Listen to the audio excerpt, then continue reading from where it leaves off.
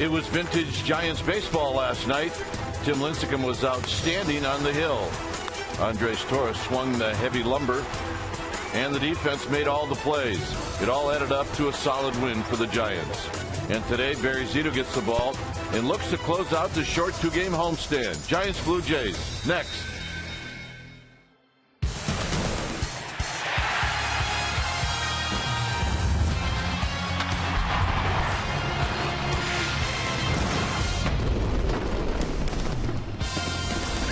Day baseball here at AT&T Park. We got a beautiful day to wrap up the short two-game series, Blue Jays and Giants.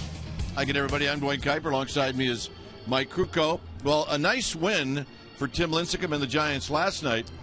And today, Mike, a suggestion would be turn off the radar gun, but these two guys can pitch. Well, radar gun, I don't think they're going to turn them on today, and it's because they throw well below the hitting speed. Now, knuckleballer, you know what, he doesn't throw very hard. But for Barry Zito, I think he feasts on that ability. His whole goal when he goes out there is to keep guys off balance, and he does it better than any other Giants pitcher in this ballpark. So it's going to be a good pitch game. Yeah, it's going to be fun. Just don't watch the speed of the pitches. All right, when we come back, Amy G is going to take a look at a great start from Tim Lincecum last night. He had it all going, and he sure was fun to watch. Amy G on that outing by Tim Lincecum right after this.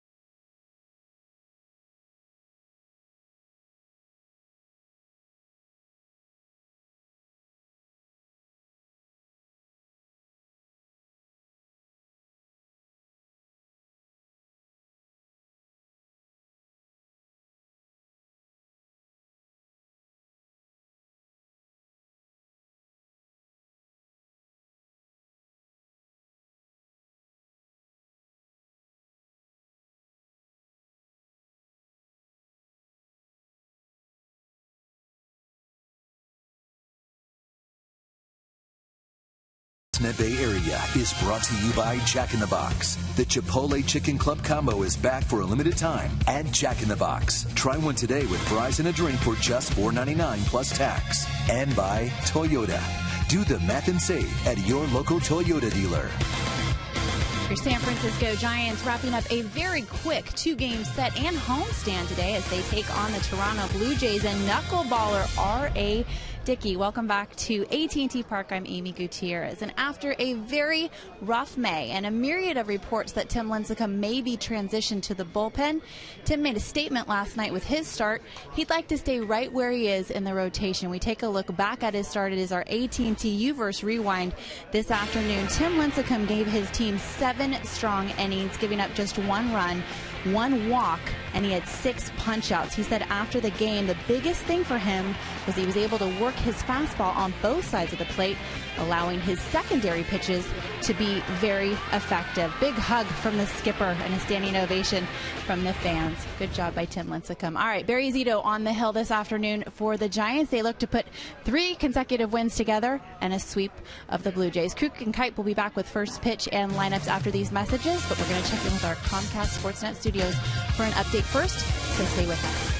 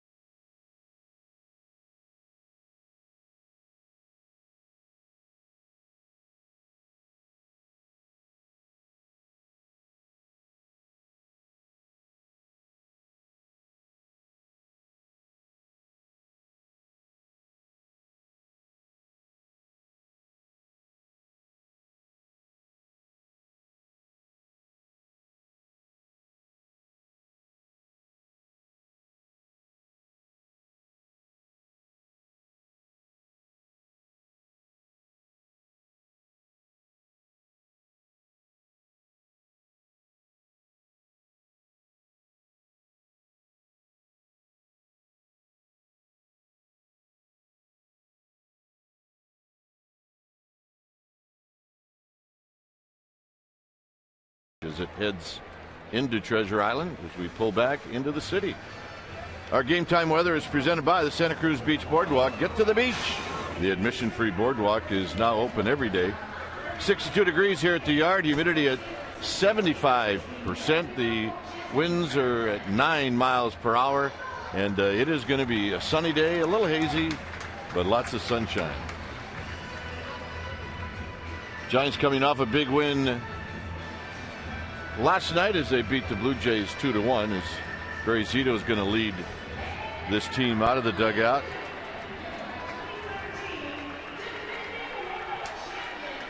The lineup that Barry Zito will be facing, it'll look like this. It'll be Melky Cabrera to lead it off, followed by Batista, and then Edwin Encarnacion. Now Encarnacion and DeRosa, who's hitting cleanup, both have big numbers against Barry Zito. Adam Lind will hit 5th, followed by Maicier Izturis, Rasmus 7th, Hank Blanco will hit 8th, and R.A. Dickey will pitch and bat 9th. Let's take a look at the numbers for Barry Zito, the 2002 Cy Young Award winner in the American League, All-Star 3 times. This is his 12th start of the season.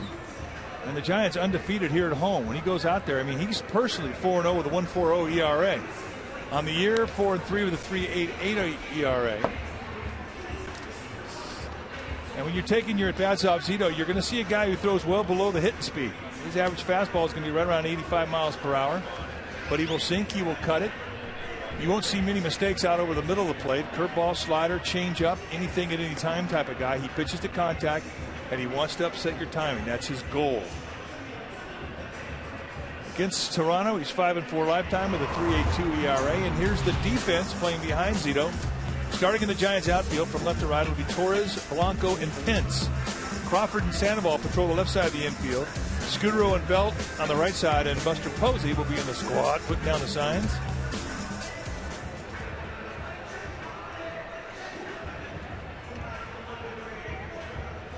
So Zito against R.A. Dickey. You can turn the radar gun off. Just turn it off today, or at least until both gentlemen are out of the game, because it really makes no sense. Well, and you got two guys, Kite, that are, you know, they're getting up there in age. Zito, 35 years old. R.A. Dickey today, 38 years old. I mean, those are old timers in this game. I half expect Zito in 5 years to start throwing the knuckleball. It could happen. I'm serious.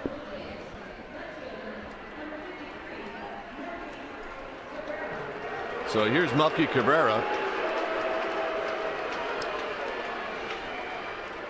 2 for 4 in the game last night. See his numbers at AT&T Park. In 63 games, he's hitting .320. So here's Zito. And the very first pitch of the ball game is a high strike.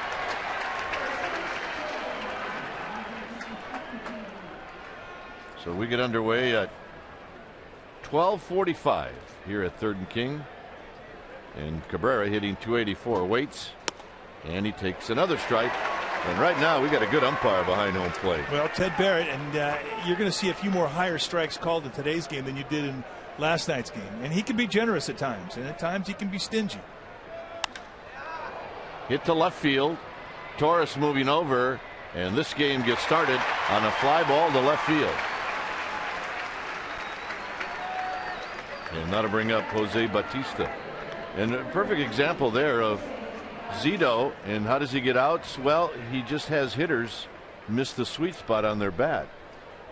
Just take your legs out of your at bat, and as you point out, get off the sweet spot, get it on the end, jam him a little bit, and that's what he does. Here's Jose Batista, 0 for 4 last night, and he comes out swinging, and this is a high foul down the left field line and out of play.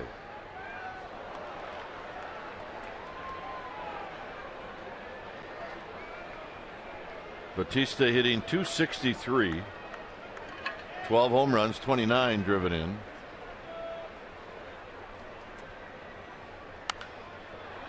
And this is popped up in the area of Pablo Sandoval. Now in the coaching box, 2 outs. Make him miss the sweet spot.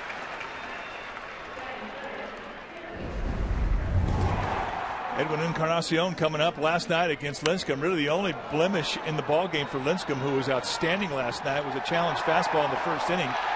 And he left earth. Home run number 17, RBI number 48. Giants knew that he was absolutely on fire coming into this series. That was a big boy home run, wasn't it? It was. 5 for 9 lifetime against Zito with a couple of home runs. And Zito starts him off with a pitch on the outside corner, and it's 0-1.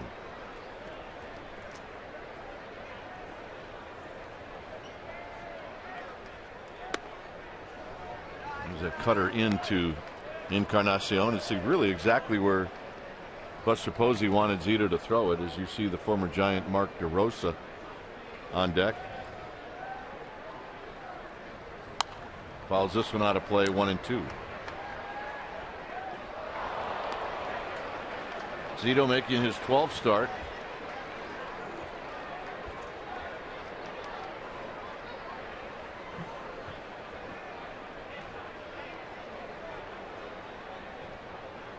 And there's the first breaking ball we've seen. It's 2-2.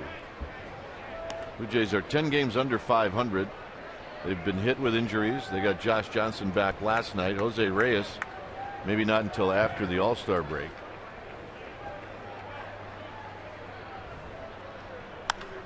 And that's shot into right center field, a base hit. Pence will keep Encarnacion at first. Plus, it helped that Encarnacion, coming out of the box, was well satisfied with a single. The way he's been swinging it right now, you keep him in the yard, you've done your job.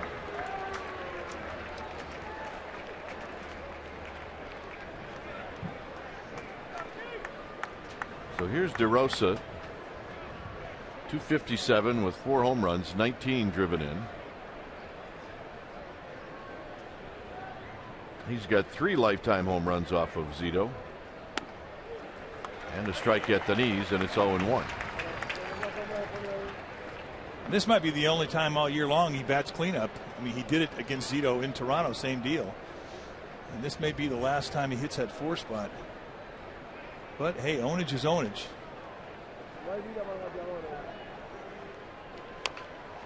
Tap back to Zito. Side retired. Giants are coming up. Blanco, Scudero, Sandoval. 0-0.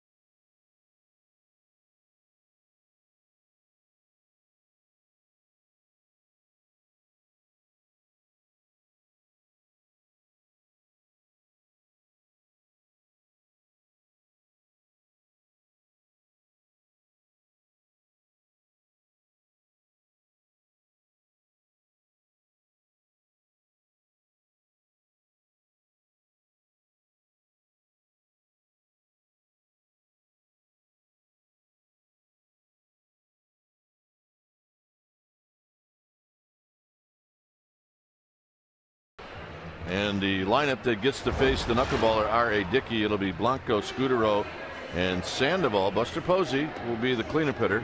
Hunter Pence with a 9-game hitting streak against Toronto, but swing the bat overall very well. Belt will hit 6, and it's Torres, Crawford, and Zito. On the hill today for the Toronto Blue Jays is R.A. Dickey. We told you he's 38 years old, 6'4", 215-pounder.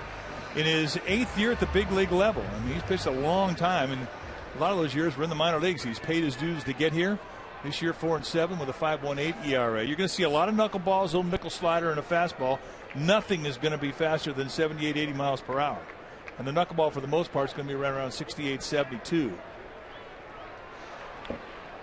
Here's Blanco, who takes a call strike, hitting .261. He's got 16 RBIs, and he went 2 for 4 in the game last night.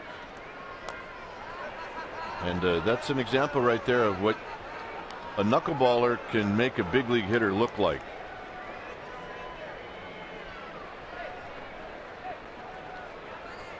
And it can be disconcerting if you're in the box and you just swung at a pitch and you know you got another one coming that's probably going to do the same thing.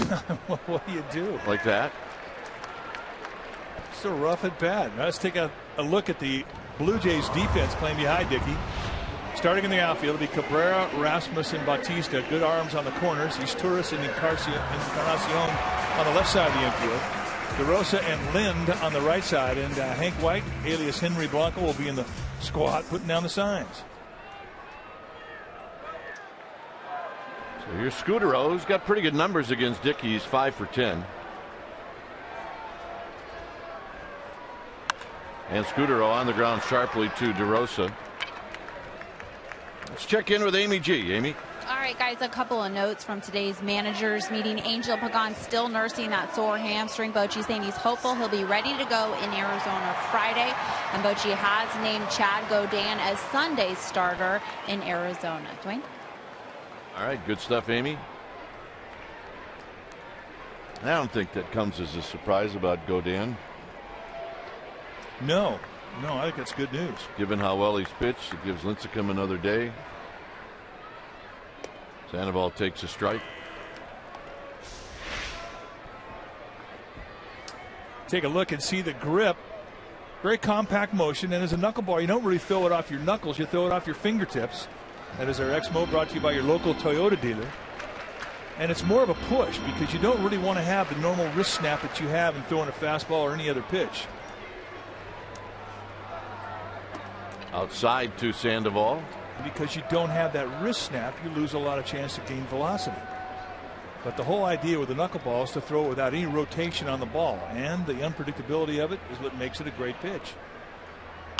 Sandoval down the left field line and out of play. I heard a great description of trying to hit a knuckleball. It's like trying to catch a butterfly with chopsticks, and it's kind of that way. And Dickey really throws his a little bit harder than what most traditional knuckleballers will throw velocity wise. Sandoval gone, and that'll end the inning. Dickey with a couple of strikeouts. Second inning coming up.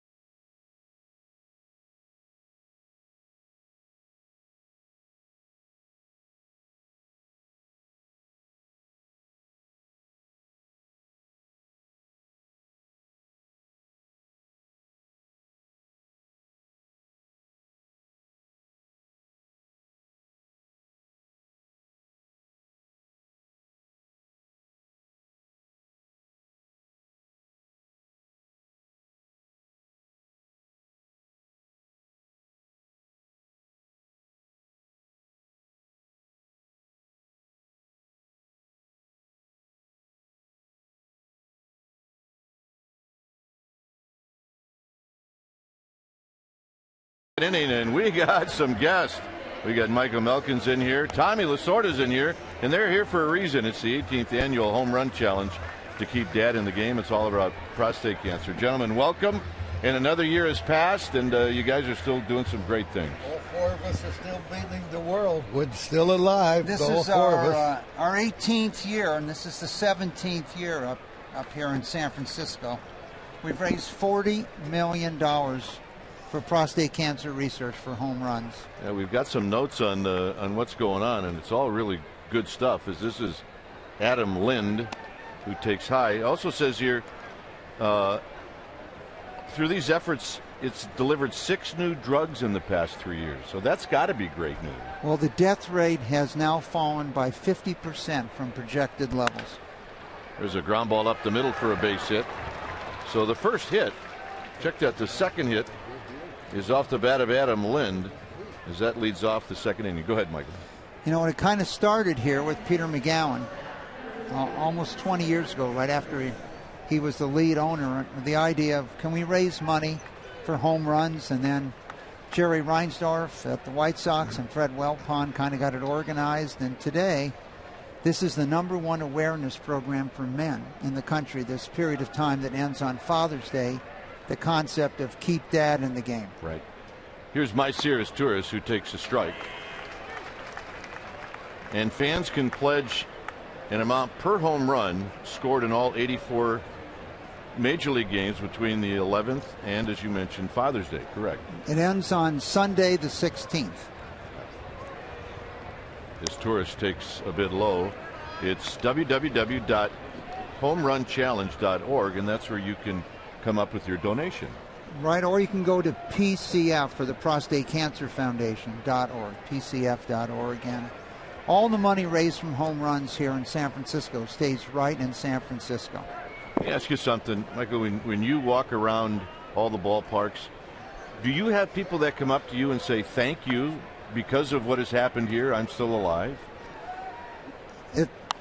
It's a phenomenal day because so many people do that, and we would estimate maybe 500,000 men today are alive in the United States that they had projected were going to pass away, due first to early detection, a great deal of it from this home run challenge, and Major League Baseball and the Giants, and the second thing, as you've outlined, 6 new drugs, more than any other life-threatening disease. As Torres flips one into center field, and Blanco's going to dive, and he's going to make the catch. And some nice defense from Gregor Blanco. Now we're going to make it our fourth right choice. And the difficulty in this play is that it's slicing away from him. So he's going to chase it down, and if you commit, you better know you can get it, because if it gets by Blanco, it's going to score a run. Maybe 2. Maybe 2. And if you watch Barry Zito, digging it. Phenomenal play, huh, Tommy? Great play. And that's as you say, it was going away from him, too. That's the play. And we don't want any runs scored unless they're home runs, guys, during this period of time. That's what we're looking for. We home raised runs. $10,000 for every home run hit. We don't want any runs scored on singles. No small ball coming from you guys. Well, you know, Michael has put his life, his money, his time and energy into this program.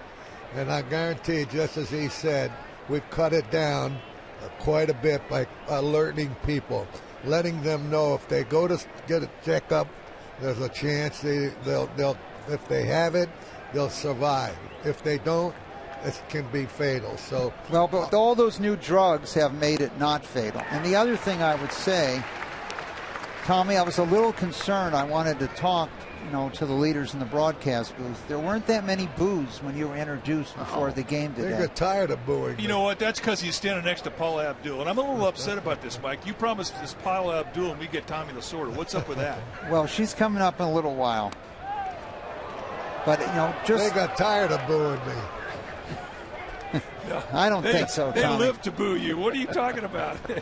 They're World Series champions. They're much more understanding now, Tommy. Much more understanding. Well, you have to congratulate them. They've done it, without a doubt.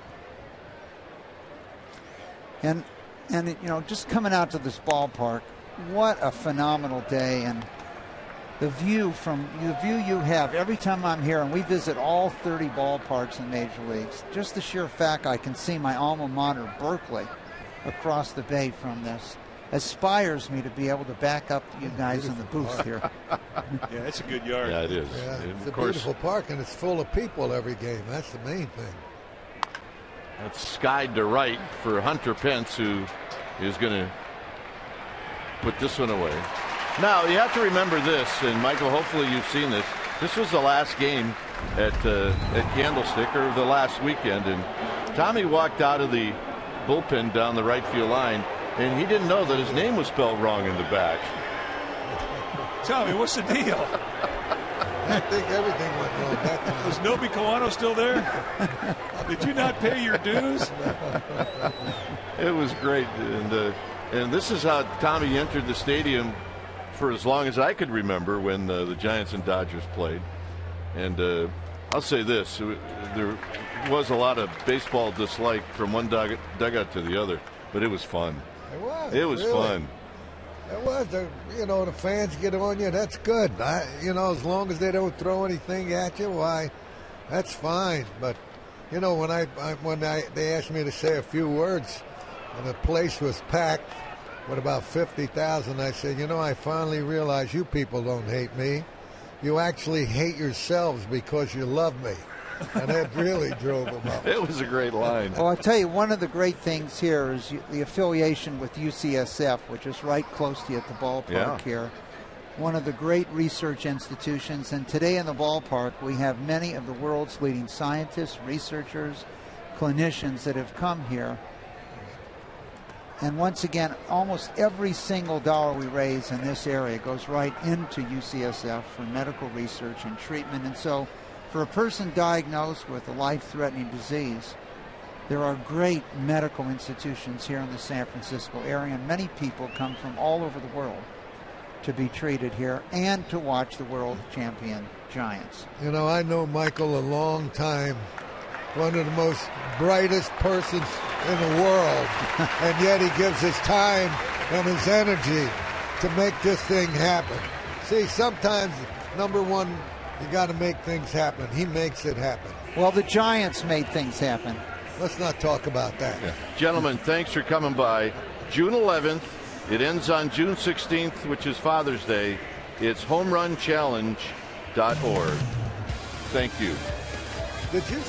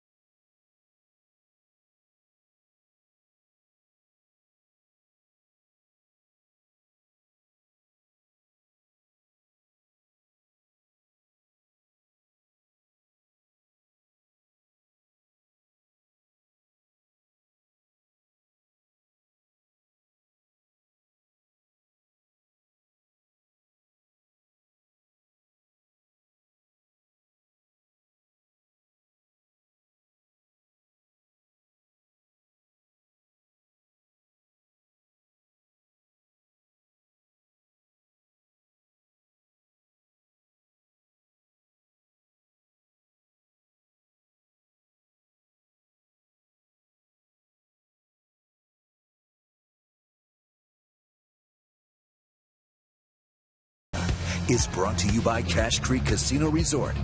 Red, white, and you Jeep giveaway. Visit CacheCreek.com for details. I'd like to remind Giants fans you could win a 2012 World Series championship ring through the World Series ring raffle as Buster Posey stands in. And it's the very same ring given to the Giants players and coaches. Proceeds will benefit the Giants Community Fund. The deadline to enter is June 9th, and here's how you do it. You go to sfgiants.com/ ring raffle. It's a beauty. Matter of fact, Mike and I each have ours on. Yes, we do. And if we'd have known Time of the Sword was going to be here, we'd have worn them both. Yes, that is a fact. A 1 and 2 to Buster Posey. We'd have hung one in each ear just for Tom. Posey hitting .307, 2 for 9 lifetime against Dickey. And he got him. Dickey looks like he's got it going today. Yeah, he's got some funkiness going today. Well, you figure with all the wind you have here in San Francisco and the way it swirls in a ballpark, that's exactly what he likes. The problem for knuckleballers is that at times here in San Francisco you get too much movement. You can't control it. Well, looking at his last 2 starts, he got lit up in his last 2 starts. Dickey did. Well, he hasn't been able to really control it. Made a lot of mistakes up. And that is death to any pitcher, including a knuckleballer. Richard really used to have a great philosophy about hitting knuckleballers. Make them get it up. You hit knuckleballers the same way you hit sinker ballers. Look for something up. Pence fouled that off his foot. Okay, Mikey, what do you think about that? I want to get that, I want to get that, I want to get that. If you had your choice, which one would you go for? The one on the bottom, right here, big boy. Yeah. Would you split it with me? No, I wouldn't. There'd be no bite given. It'd be hooray for me and see you later, pal. Pence takes low. 2 balls and 1 strike. Pence in the game yesterday went 1 for 3. He scored a run.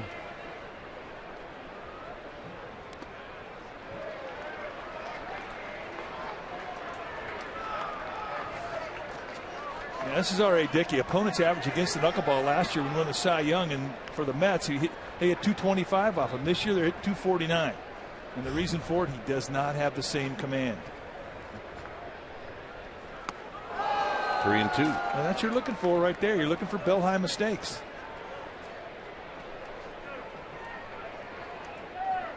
.91% of the time, you're going to see it. A little flip job. Lind will put it away. Almost snuck one in there down the right field line. And with 2 outs, here's Belt. If you watch Dickey, though, I mean, knuckleballers have to do a lot of things that other pitchers don't have to do. They have to be extremely quick out of the stretch.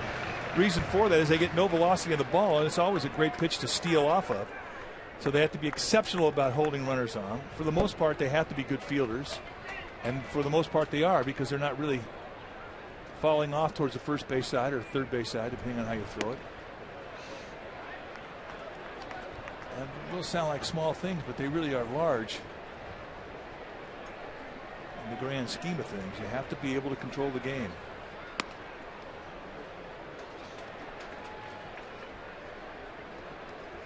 Belt hitting .246, 6 home runs, 28 driven in.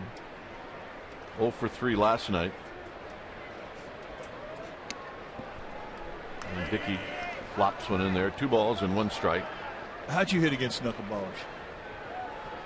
I didn't figure it out until right at the end of my career, as this is popped into shallow center field, and Rasmus left that one up to DeRosa, and if I'm DeRosa, I'm ticked.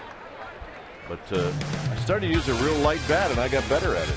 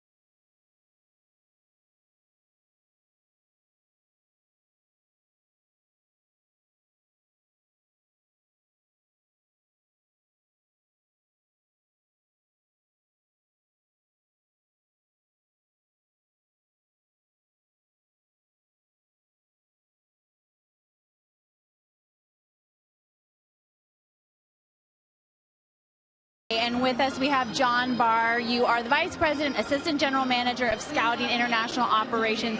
Very important gentleman here. You are in charge of the whole process. And tell us, when do you guys start really focusing on the 2013 first year's player draft?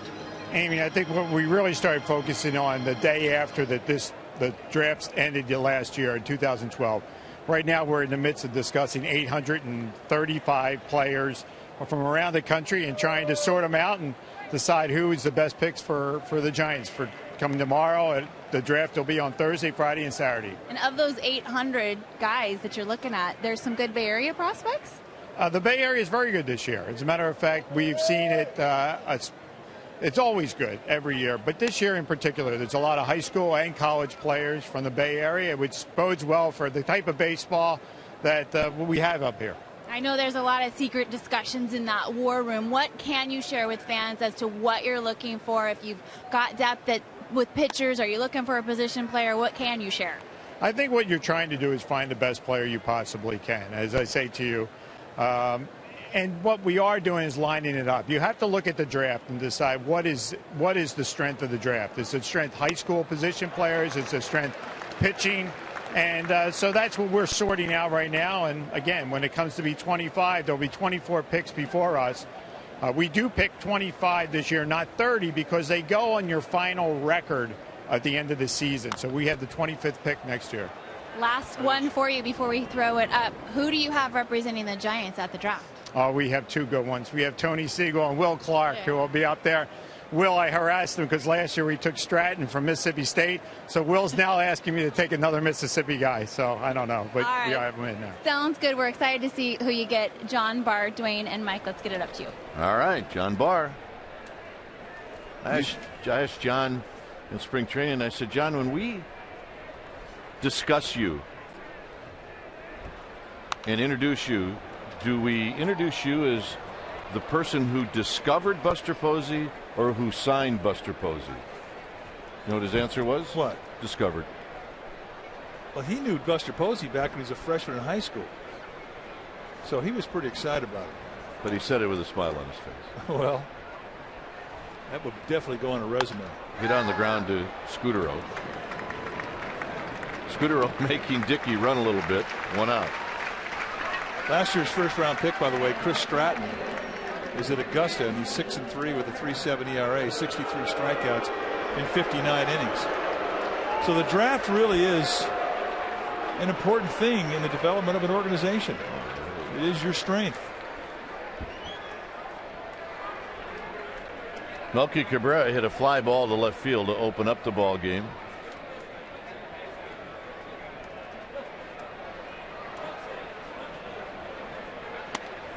His numbers against Zito, he's now 3 for 9 in his career.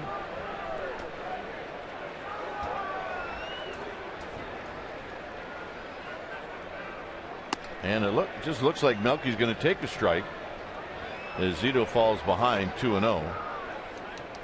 Edwin Encarnacion a base hit. Adam Lind a base hit. Both left stranded against Barry Zito. 2 balls and no strikes. And Cabrera does take a pitch. It's 2-1.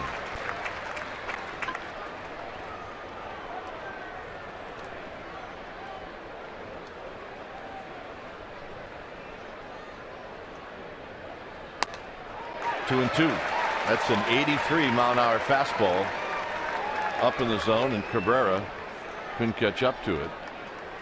Yeah, they really got away with one up there. I mean, that's not something you want to make a steady habit of, going up top above the belt to Cabrera. He's a good high ball hitter.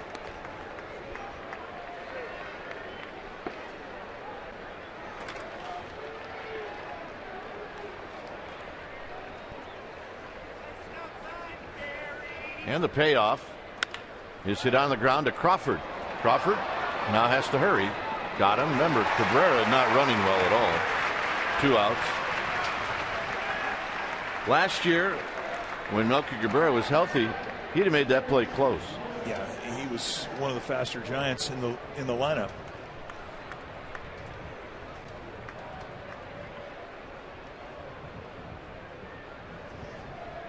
So with 2 outs, here's Jose Bautista. And he takes a breaking ball for a strike.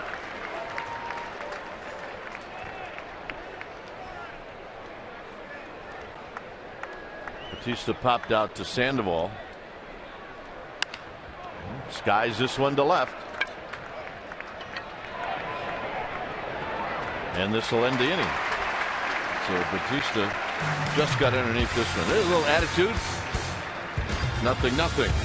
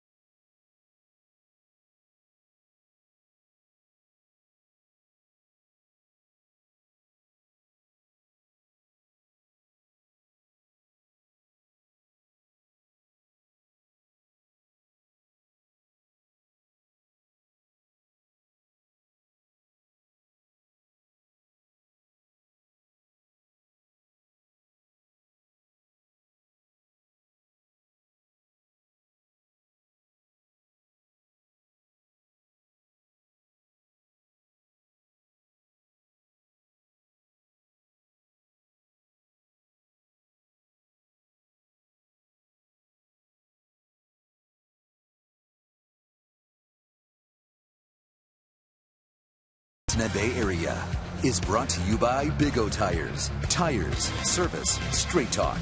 Big O Tires, the team you trust. Well, the Giants take on the Miami Marlins over a 4-game series, June 20th through the 23rd. Saturday, June 22nd, the first 40,000 fans will receive a Ryan Vogelsong bobblehead courtesy of PG&E. And then on Sunday the 23rd, first 20,000 fans will receive a World Champions beach towel courtesy of Bug Zappers Pest Control. Go to sfgiants.com, check it out. Torres ahead in the count 2-0. He's 1 for 4 lifetime against R.A. Dickey.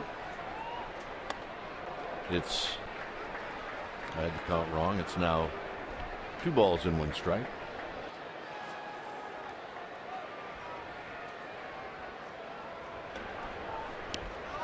Andres Torres, the games that he played behind R.A. Dickey in New York, probably had a pretty good view at some of those knuckleballs that Dickey threw.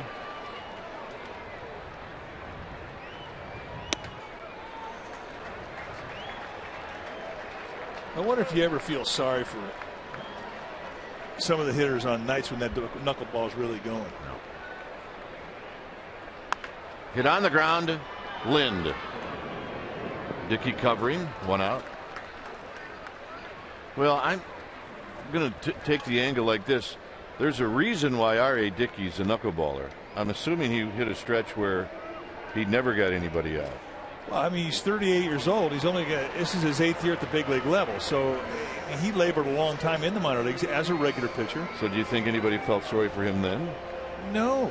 I don't think so. Here's Crawford with Zito on deck.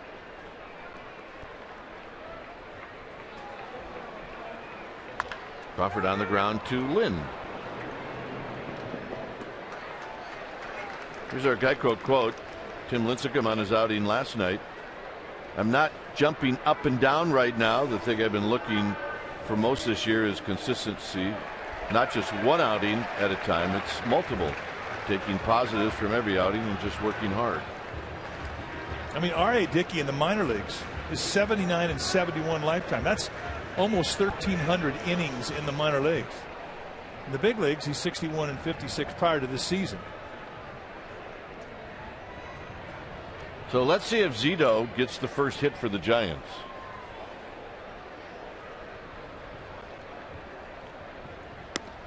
I'm saying Dickey doesn't know how to pitch to Zito.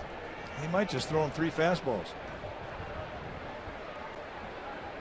Zito 4 for 17 on the season. If I remember right, Zito was like 4 for 6. A little bit of a rut right now. Well, he will put it in play, although no guarantees against the knuckleballer. I think he's got the perfect swing against R.A. Dickey. It's one that's hard to analyze. The swing. That's what we're talking about. Dave Fleming, he'll be in. I'll head over to the KMBR side. It's a nothing ball game.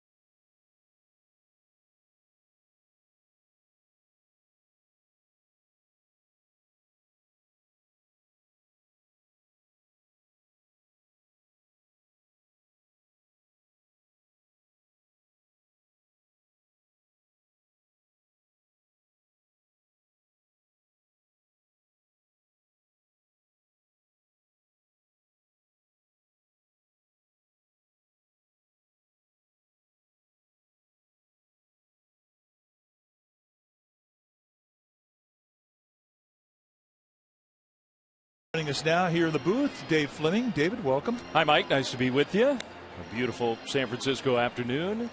I think it's safe to say the R.A. Dickey knuckleball is dancing around today. It's been perfect through the first 9 guys. Struck out 4 of the first 9 he's faced. But Zito's got it going, too. Just 2 base hits. It figured to be a well-pitched game, the way these 2 guys are going at each other. Well, I'm sure that you have already talked about it here with Kite, but it's amazing the difference in these 2 games and the way they've been played, and the 2 games that the Giants and the Blue Jays played about a month ago in Toronto. Just different baseball. I truly believe that the entire rhythm of the way that game was played in Toronto on turf just upset the timing of the Giants. They were out of sorts, and it really carried all the way into the 4 games that they played in after they went to Toronto in Denver. Just an ugly road trip we all want to forget. Yeah, it was. So here's Zito back to work in the 4th. As Mike said, he has pitched very well. Another good pitch. Had Encarnacion way out in front, and on 1 pitch the slugger is retired. We came from Africa to see the Giants. I am from Namibia. It's here. It's right here. Okay. Geography lesson. And some Giants fans who came a long way. Well, welcome. Welcome to San Francisco. A couple of gamer babes. They're all over the world. Here's Mark DeRosa, the former Giant. Zito tried that cutter and missed. Ball 1. DeRosa hit a comebacker very much like the one Encarnacion just hit in his first at bat.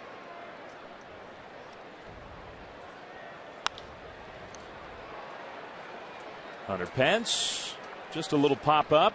with the wind pushing it around a bit, makes the catch. 2 down. All right, time now for our AT&T trivia question. If you think you know your answer, then tweet it to CSN Giants. The question today: name the 3 Cy Young Award winners who started the next season in the other league. It's a great question. Yeah, definitely a theme of today's game. It's not rare for it's very rare for a Cy Young winner to change teams, let alone change leagues. You figure that wouldn't happen very often. A guy wins a Cy Young and he's not sticking with the same club. Adam Lynn takes ball 1 from Zito.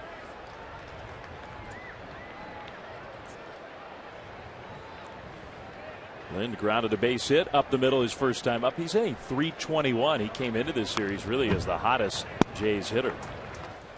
Yeah, him and Encarnacion were the guys you had to kind of steer clear of. Don't let them beat you if you have an open base type guys. And that is definitely something that gets talked about prior to a series. Who are the guys that are on a roll? It's not always the 3-4 hitters. But in this case of the Blue Jays, it is.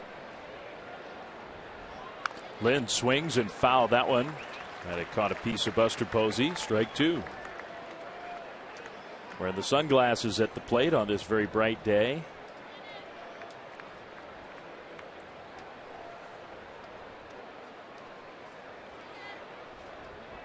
Spectacular.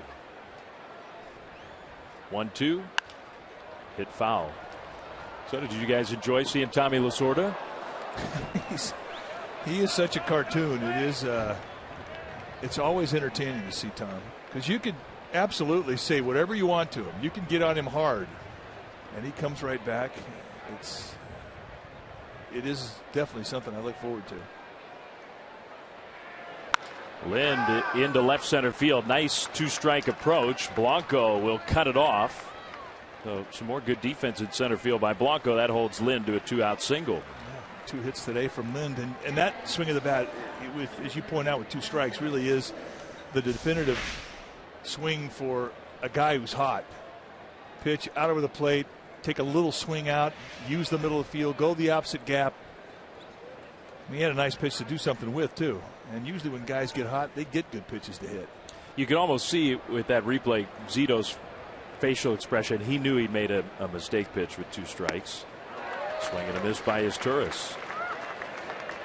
Well, Tommy was on the radio side when Melky Cabrera came up, so I said to him, gosh, here's a guy who's less popular here than you are.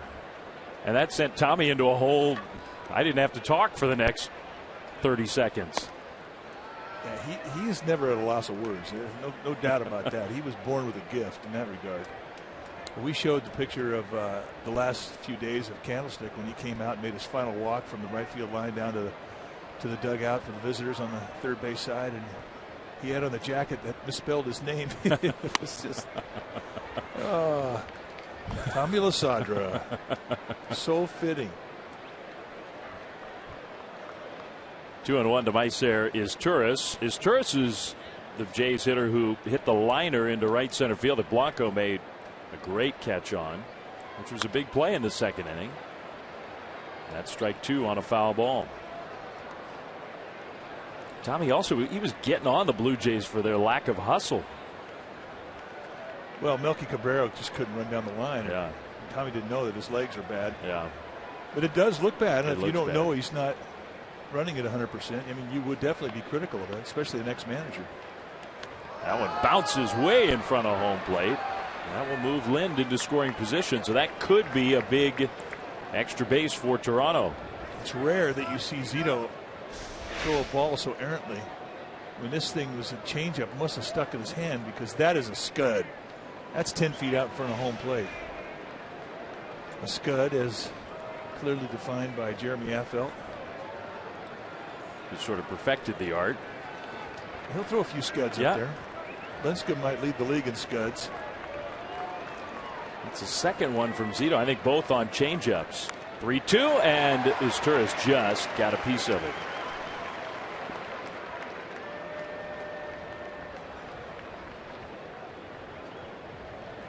That's the first runner in scoring position on either side in this game.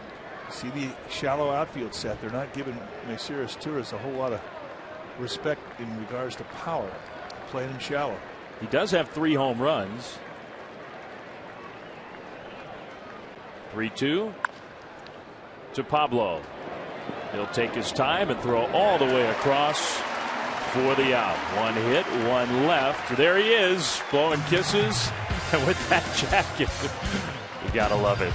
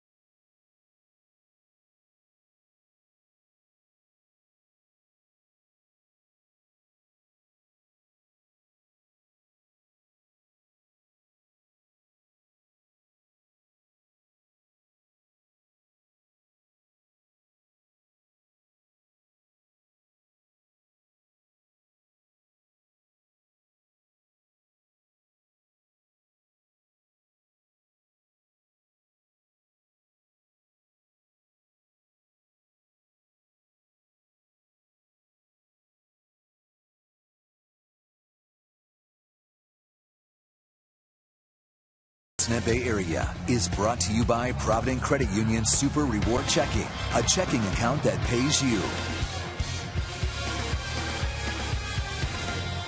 Look down on McCovey Cove, where we got kayakers, sailboats, and various watercraft joining us here this afternoon. Blue Jays and the Giants scoreless, bottom of the fourth. Seems a shame that we have to leave San Francisco again after this one. Giants are headed back on the road. Top of the order against R.A. Dickey and trying to get somebody on base, which they have not done yet in 3 innings against Dickey. Well, he's been perfect.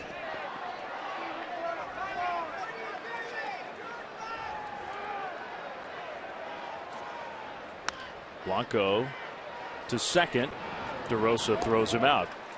Oh, well, we have a moment. Let's send it downstairs to Amy G. Amy? All right, David. Very exciting moment for Giants fans. It is the Miss Paula Abdul, and you are here for Prostate Cancer Awareness Day, and you've teamed up with this, and you're an advocate. How did you get involved? I got involved. I'm very honored to get involved. This is my 2nd year. I was asked by Mr. Milken to participate in, prostate cancer has affected many people who are near and dear to me, and it's what prostate cancer is to men is what breast cancer is to women, and 1 out of 6 are diagnosed. And I feel really fortunate that I'm able to go around to wonderful baseball games and spread the word, help raise awareness to help fight the cause and help with the funding for the Home Run Challenge. Yeah, we hope to see a lot of home runs hit by Giants today, of course. Absolutely. I spread the love. I'm born and raised in Los Angeles. I used to go to Dodger games with my dad all the time. I'm so honored to be able to be with Mr. Tommy Lasorda. And everyone boos him, but he's a lovable man. He said it. People just actually love him. They love him. They hate that they love him. That's what it is. And that's funny that because you have this history with baseball with your dad, because anybody who associates Paula Abdul with sports, it's with the Lakers, which is where you started. I'll always be a Laker girl, forever. Forever your girl. I had to get one of those in there. And straight up, not just I love that. You're a cold-hearted snake. I know Dave and Mike are looking at us like we're crazy right now, but you have to tell us, do you have any projects in the works? I do. I'm always staying busy. I'm getting ready to launch my own branded cheerleading and dance camps and competitions. I'm doing touring and doing dates performing. I'm leaving for Russia to perform. I'm writing a book, and I'm producing a couple television shows. Of course, you have 8 million projects going, not just one. The Paula Abdul here for Prostate Cancer Awareness Day. Thank you so much. She's cute as a button. I want to take her home with me, guys. All right, Amy. Pablo Sandoval rips a base hit into right field, and that is the first hit for the Giants. It rolls almost to the wall, but Pablo is still not 100% with that foot, and the Giants have told him not to push it. Sandoval will take a 2-out single and a hard hit ball for the first time all game. Well, he has to go down and get this one. This thing breaks down right around the knees, but Sandoval, a natural low ball hitter, just goes down and drops the head on it. Let the big dog eat. Love to see that power when he throws that left hip. The timing of that barrel head as his front knee bent or straightens out, and just that body torques through it. Just so much power and quickness. Posey pops one up. Lind is chasing after it, but he's not going to get to it. So just a foul ball. Posey lives to see at least one more pitch. Our ball dude, Craig Lutz, probably had the best chance to catch that one. And it's a good thing he did not. Well, I think they put the fear of God into him. Once it bounces, you can go get it. But Lutz rocking the Barry Zito socks. There's our other ball dude, John McNulty. John hoping to get some action. Posey back up the middle and a diving stop with the glove, the flip, and they got the force out at second. Maiceres Torres, what a play. That was beautiful defense. It looked like a hit, and then it wasn't. Excellent job by the Blue Jays. No score.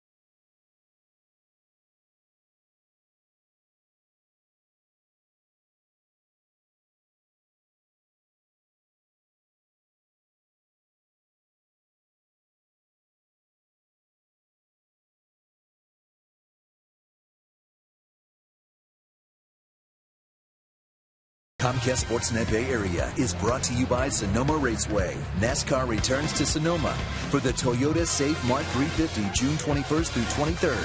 For tickets, go to racesonoma.com. Beautiful Wednesday afternoon at AT&T Park. Giants Blue Jays. 0-0 into the fifth. Giants did get their first hit against R.A. Dickey. Zito, who's been just about as good as Dickey, on the mound against the bottom part of the order. It's Colby Rasmus for the Blue Jays taking ball one. Hey, Boats and Bros, huge Amy G fans. Do you think the feeling is mutual?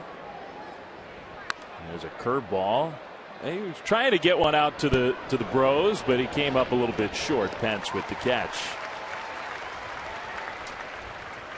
Well, right now we're going to ask and answer our AT&T trivia question. The question today: can you name the 3 Cy Young Award winners who started the next season in the other league? Our survey said that R.A. Dickey's here. Pedro Martinez is one of those guys, and Mark Davis won a Cy Young out of the bullpen with the Padres in 1989. Wound up with Kansas City the next year. Just 3. Including today's Blue Jays starter, who's on deck as Blanco takes ball one. Blanco bounced into a fielder's choice his first time up. Has not played much for the Blue Jays. And hasn't hit a whole lot either. But he's a total commodity because he's the only guy that can catch R.A. Dickey. Yeah. There's a called strike. I think a guy that's still in the squat at age 42, I tip my cap. Yeah, doesn't matter what the numbers say. The fact that he can still do it is kind of amazing. Been playing professional baseball for 24 years. 24 years. That is a long time. He went around, says Alfonso Marquez. Strike two.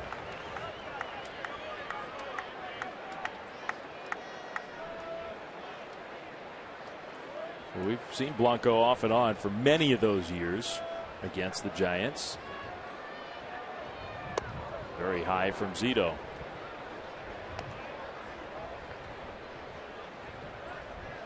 Blue Jays have 3 hits so far. A single in the second, in the first, and in the fourth. So they've scattered 3 hits. That one just misses. Full count now to Blanco.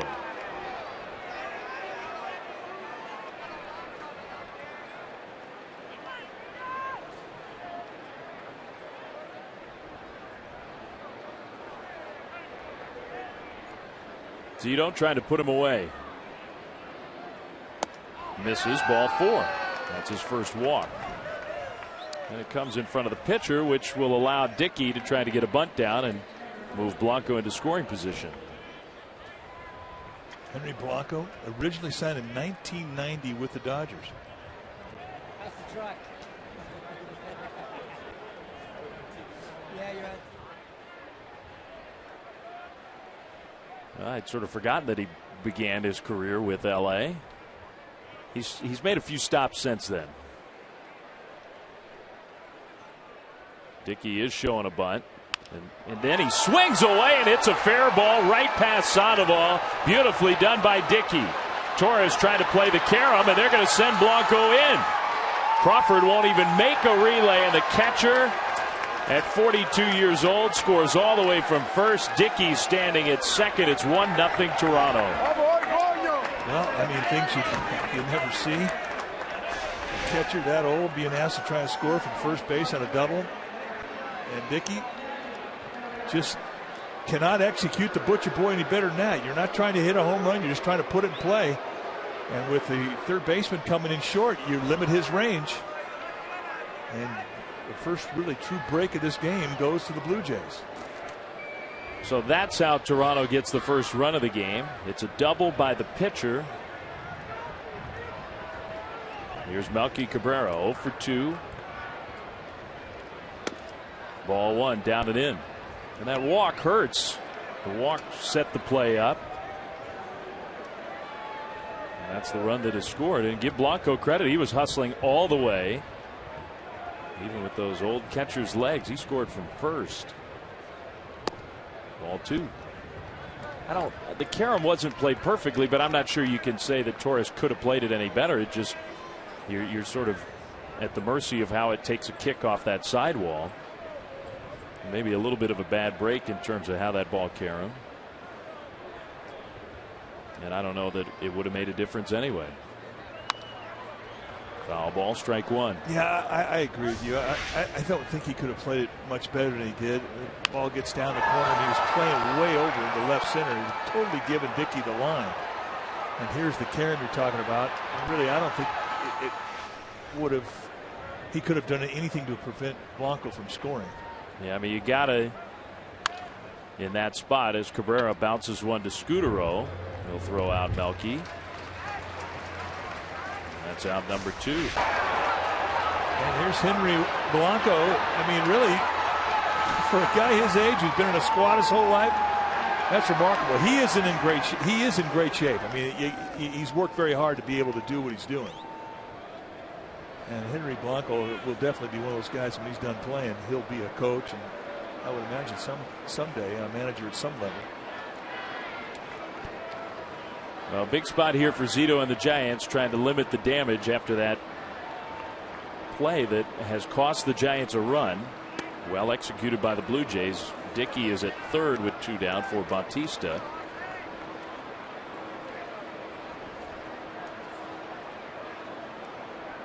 Zito's falling behind in the count in this inning. 2-0 now. I mean, Bautista's scary. He's dangerous, but I don't think you'd say Zito's trying to pitch around him because the guy in the on-deck circle is Encarnacion. And Encarnacion has had good lifetime history against Zito, and he's hot. So he needs to go at Bautista. However, he does have 2 bases to play with. That one over. Strike called. Bautista's got the 12 home runs. He has been the best power hitter in the big leagues over the last 3 seasons when he's been healthy. He was hurt a good bit of last year. He rips that one to left center field. That's going to be a hit. It'll score a run. Dickey comes home. It's 2-0 Toronto. 2-out knocks are the ones that hurt you. I mean, anything that knocks in a run hurts you, but the 2 outs, when you get to that 2-out plateau, you're thinking when you're on the mound, okay, I can minimize the damage here. I can end this here, getting this out. And when you give up a hit in those situations, they do sting more. Well, you have to give R.A. Dickey a lot of credit. He executed the play that they called for just perfectly. Giants were ultra aggressive with their defense, and Dickey swung the bat. And he's the guy who built this rally, knocked in a run, and scores the second run. Ball 1 to Encarnacion.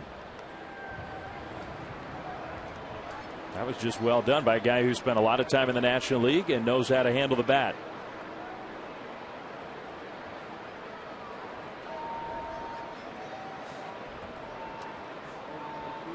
There goes Bautista. A curveball. Posey's throw is late. Bautista got a big jump, and he picked a good pitch to run on. Steals his way into scoring position. He just never really stopped him. Sort of rolled right into his lead, and that's how a lot of guys like to go. If they get a break, they'll just continue on to the second base, knowing that they're going to have a pretty good chance to steal that bag.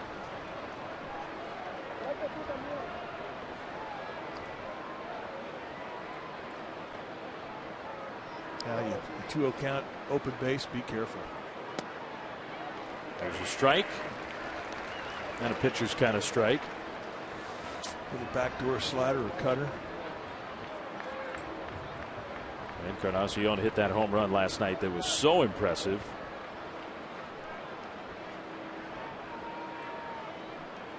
Two-1 is high, ball 3. Changeup that sort of floated up there. Or it could have been a cutter that didn't have a lot of hand behind it. Now this inning, the first 4 innings, Zito was hitting his spots. The Blue Jays hitters were not making very solid contact. They were off balance. This inning has been different. Now the walk, I think, really took away from his concentration. Ball 4, Encarnacion takes another walk. 2 on, 2 out for DeRosa. That is not the end of the world. No. Dave Righetti's going to come out and give him a little bit of a breather, and I'm sure he's going to reinforce what's happened here already and a chance to get out of here. They'll talk about DeRosa, but this is just a little pause, get your concentration back type meeting. And there's still a long way to go in this game. It's only 2 runs, 2-0 Toronto, but I think you're right. You could see Zito was clearly frustrated with the way this whole thing had unfolded. Hell, you walk a guy who hasn't been playing a whole lot, you're mad at yourself. You want him to swing the bat. And then you have a bunt butcher boy where R.A. Dickey hits a ball past the defense, knocks in a run, and sets up another scoring opportunity. You're mad at yourself. But you have to forget it. You got to get to the mound. You got to take a little walk. You got to wipe that slate clean. Get back up and commit to the next pitch. Because that's when you're vulnerable. And I think the timing of Righetti coming out to talk to him is perfect right here. Get him back on board. Get his concentration back to that glove. The former Giant Mark DeRosa, Zito's old teammate, 0 for 2 so far in this one. Bautista's running again. Posey's throw right there. The tag not there. Sandoval can't believe it. Giants thought they had him, but it's a double steal. Well, Mike DeMuro, the third base umpire, making the call. You see, I'll tell you what, that's pretty close. I thought it was cut and dry that he was out, but I'm not so sure. To me, it looks like it's pretty close to a tie. One of the smart things that Bautista did was go to that outside part of the bag. Made it a little bit of a longer reach for Sandoval to make contact with him, and I think that's what saved him. Yep. The tag has to beat the runner to the base. DeRosa pulls that one foul, and it's strike 2. This really is a great tip for kids. Go to that far point of the bag. And I see what DeMuro saw right there. I think he saw a tie, but only because of where he went on the bag. That's why he's safe. 0-2, Zito with a big spot right now, particularly after the double steal. Just misses. Went with the fastball.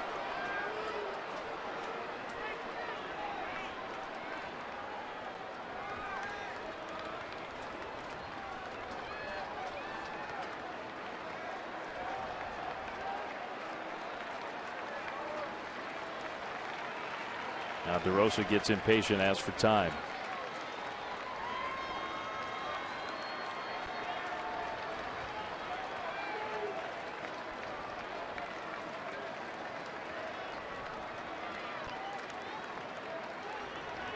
Now Zito finally has the one he wanted, but DeRosa still felt like he was waiting too long. Posey and Zito are going to talk about it. I don't really think that Zito's trying to ice down DeRosa. I mean, once you play with DeRosa, you understand what type of guy he is. He's not a guy that's going to wander with his concentration in the batter's box.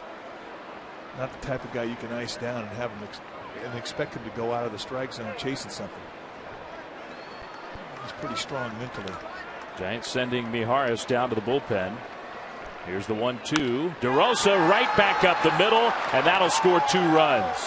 A big hit for the Blue Jays. It is 4-0 Toronto. And that's why he's in the lineup. That's why he's in the 4 spot. He hits Zito well. And that's an outstanding at bat. He's down the count 0-2, makes an adjustment, goes back up the middle. And the pitch is right out there on the outside corner, up a little bit, but just good case of a guy not trying to do too much. He's trying to hit the ball back up the middle. Executes it perfectly.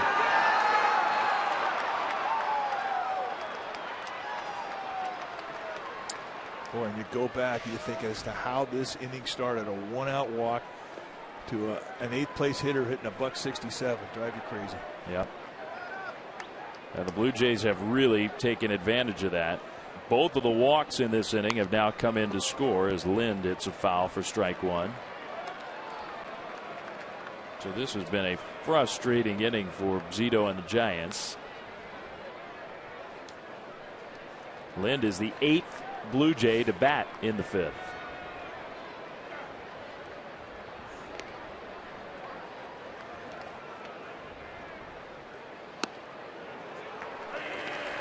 He hasn't thrown that many curveballs today. Yeah, more sliders and cutters. Yeah, curveballs, they can be a bit temperamental. They don't always show up. I do think he threw a couple early and didn't like the way that he threw them.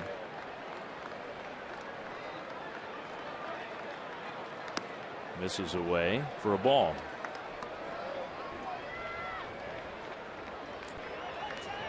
Go Giants. How you doing? The view from up top. It really is one of the best kept secrets. Yeah. That's a great spot. Zito's going to try to pay attention to DeRosa. You figure DeRosa is not much of a threat to run, but the Blue Jays have stolen 3 bases in this inning. You go around the country, other ballparks, say, hey, where's your seats? I'm in the upper deck. Everybody kind of goes, oh, yeah. Here, not a problem. Yeah. Get the views, get the water, get the bridge if you're in the right spot. Lind to the right side, and Scutaro can't handle it. It kicks off Scutaro. That will allow DeRosa to take 3rd. The inning goes on. Be interesting to see how they rule this play. It would have been a pretty spectacular play. Probably 4.8 on the spectacular meter. Yeah, I don't think you can give Scutaro an error there. And it is a hit. hit number 3 for Adam Lind. Ball hits him just on the thumb of his glove. And this is huge right here. Is Turris a pop-up, Belt chasing, but it's foul.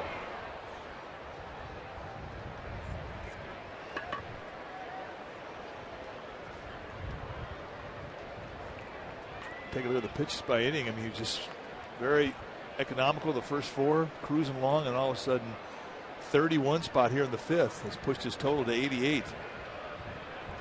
And right now he's facing, this is his last hitter. Yep. That one is looped into shallow right center. Blanco well positioned again to take away a hit from his Turris. But the Blue Jays send 9 to the plate and they score 4-0 Toronto.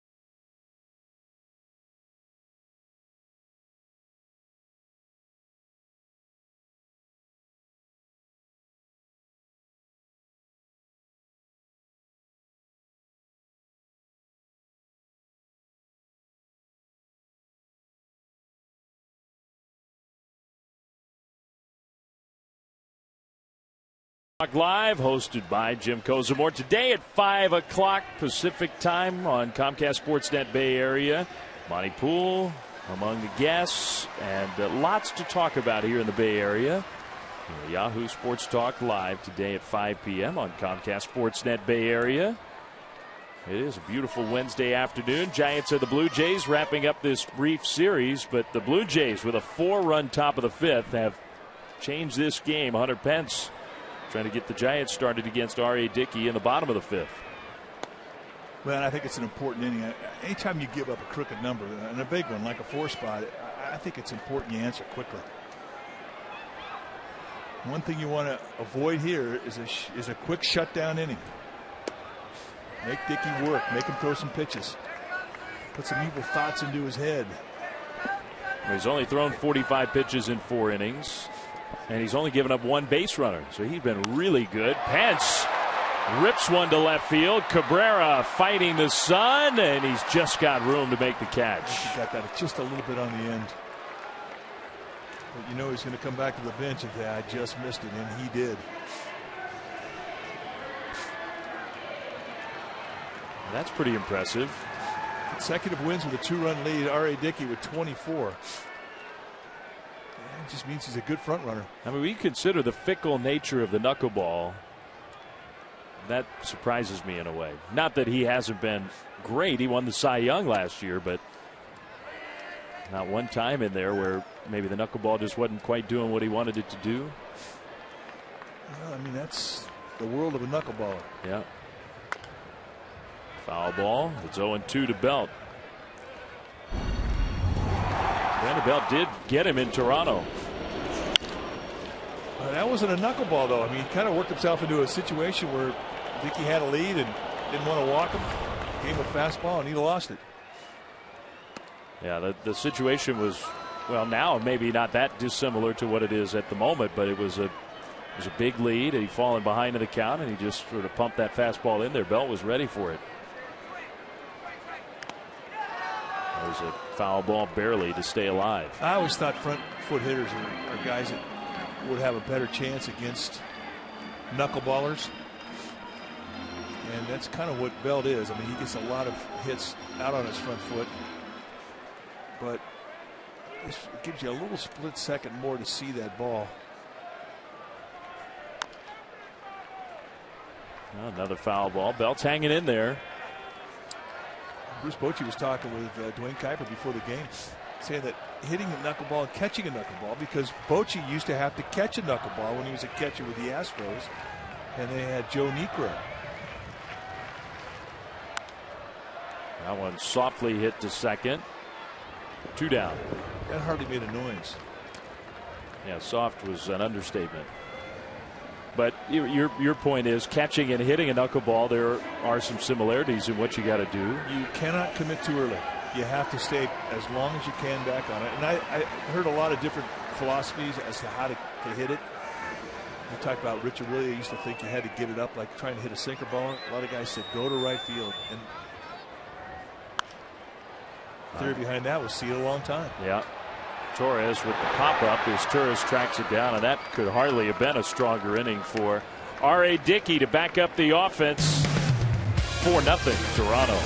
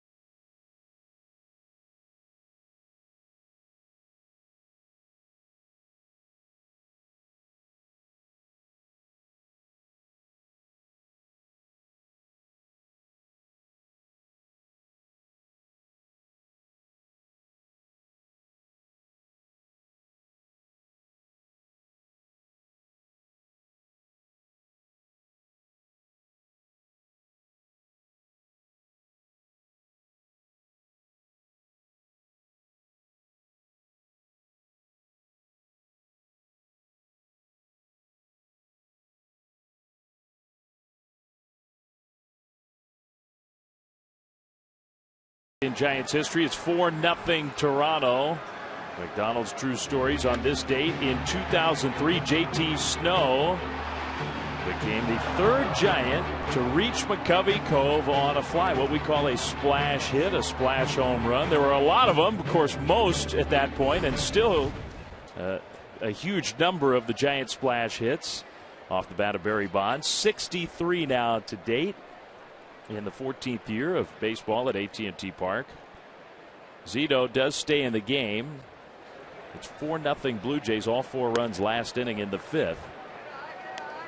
He misses inside to Rasmus, ball 1. I think ball 1 has been a factor. The walk was huge in the 5th, and then from Zito's perspective, a bad break, well executed play by R.A. Dickey, but Zito has fallen behind a lot of Blue Jays hitters. Now the count is 2-0. And those 2 pitches may get the bullpen going again. Well, and the first hitter you face after a rough inning is important. It's important to your confidence. George Cantos, everyday George, heading down to the bullpen. He has been a workhorse, that's for sure. Everyday George, and twice on Saturdays. The Giants have not been the same starting pitching unit this year. and a lot of starts where the starter's been knocked out early, and Contos has often been the guy Bruce Bochy has leaned on to pitch in those games. Swing and a miss for Rasmus, strike 2. Zito's pitching here into the 6th, so it's not like he's been knocked out real early today, but Giants are behind. Contos is getting the ball. The off days, I think, have helped this Giants bullpen. Oh, no question.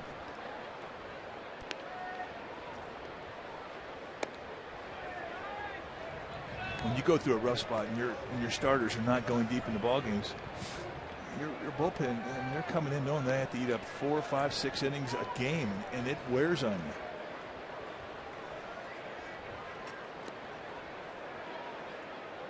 Full count to Rasmus. And the extra innings you throw in the month of May and June, you really pay for them in August and September. Gamer Babe from France. We've seen Gamer Babes from Germany, France, Africa today. Yep, she's in the club.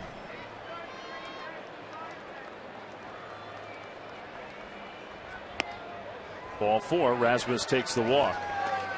Well, let's go down to Amy G. Amy? Well, Dave, we have a new hum BB ready for fans at csnberry.com. It's Brandon Belt's turn. We talk about who has the best hair in the clubhouse, what celebrities he's met. Gentlemen, we talk about everything except baseball. Sometimes you just got to do it. Just have some fun. csnberry.com, hum BB with Brandon Belt, guys. All right, check it out. Brandon, who... There's been a lot going on with Brandon Belt in the offseason. He got to experience some real cool stuff.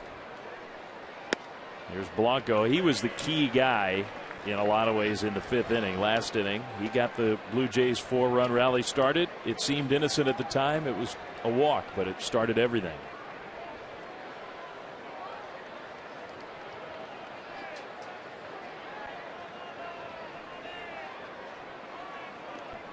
Rasmus gets back to the bag.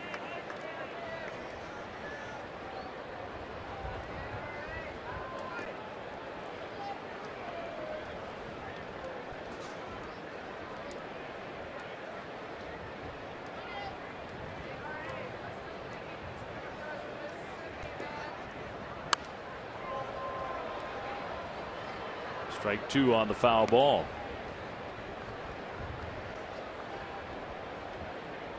Zito gets a new baseball. Contos is ready to go, so if anytime the Giants need him, Contos is warmed up now. Well, right now I think he's thinking about Melky Cabrera. I think this game is Zito's until it gets to the top of the lineup. 0-2. Line to second. Scudero for the double play. 2 down. That is just such an unforgivable mistake for a base runner. And Kobe Rasmus, who's no baby, I mean, he's been around this game a while. You have to freeze on a line drive and to come out far off on a ball hit right in front of you. I mean, that's bad base running. It wasn't like he was going on the play either. He was not. So the Giants get a little break there. That should not have happened. 2 outs, bases empty. That's the swing at a guy who beat the Giants with the double. Although not a conventional double, but still. You got to give Dickey credit. It was well done last inning.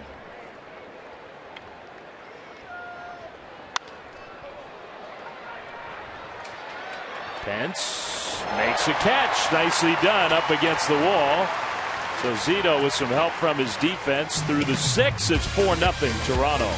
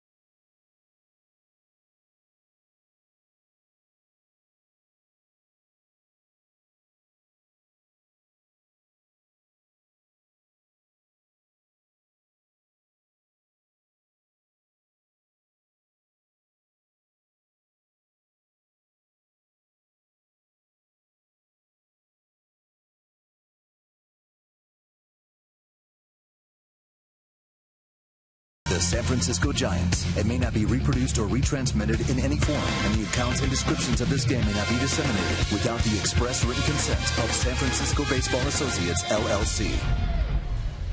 Well, if you're looking for a great gift for Dad for Father's Day or your grad for their graduation, how about tickets to an upcoming Giants game? Still great matchups to pick from. Dodgers, Red Sox, many more. Surprise your dad or grad with Giants tickets. Visit sfgiants.com to purchase.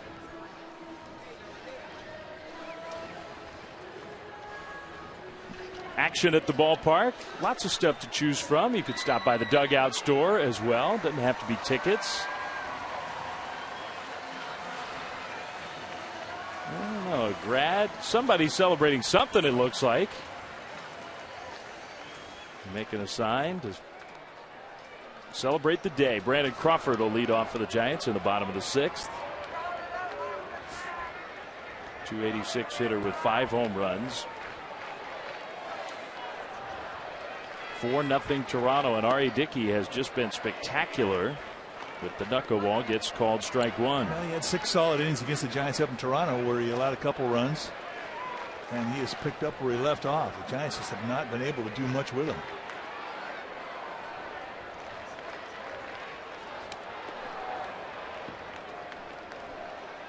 And really, he had everything to do with busting open that 5th. This is a 1-out runner at first base, Blanco, and he pulls back in a bunt situation with a Butcher Boy and gets it right down the line past Sandoval. Had no chance with it. Blanco, the 42-year-old catcher, would score all the way from first base, and it would go on to be a 4-run 5th, and that has been the difference in this game.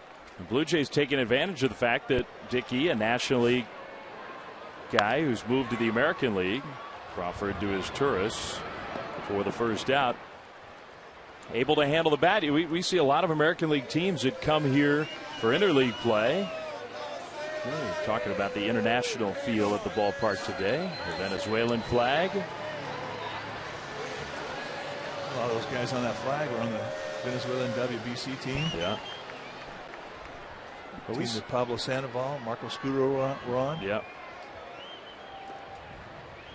Brett Pill hitting for Zito here with 1 out.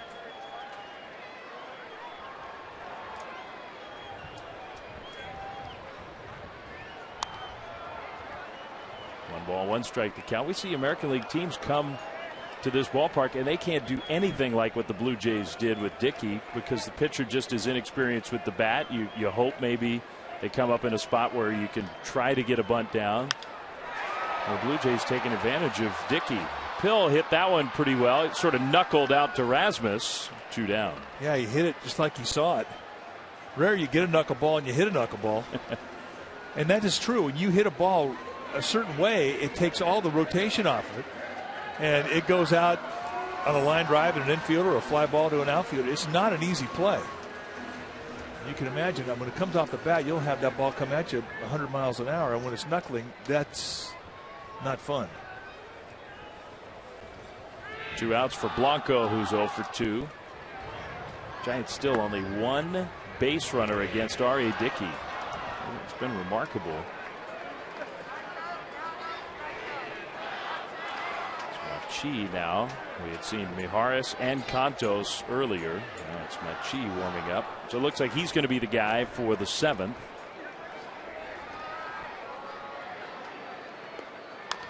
Blanco just a topper to second. DeRosa handles another one and throws out Blanco. Well, Dwayne Kuiper's coming back to join Mike here on the television side after 6. Blue Jays 4, Giants nothing.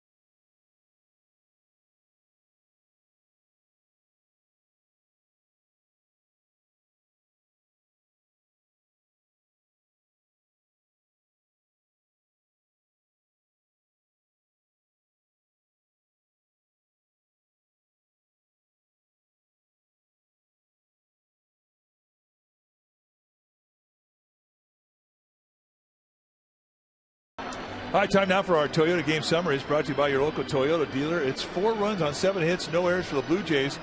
Giants, no runs on 1 hit. That's right, R.A. Dickey has been stellar through 6 solid innings, just 1 hit allowed.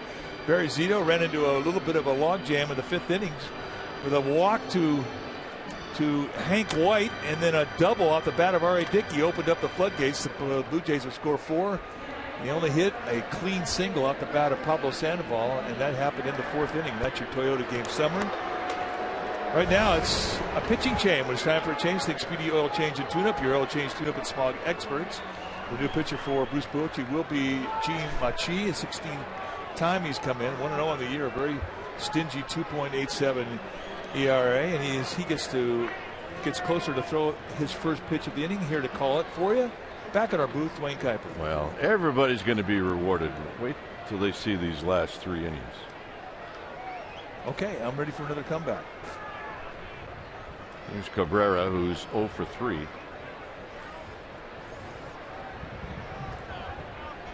Zito went 6, 4 runs, 3 walks, no strikeouts. Cabrera out to left field, where Andres Torres is patrolling.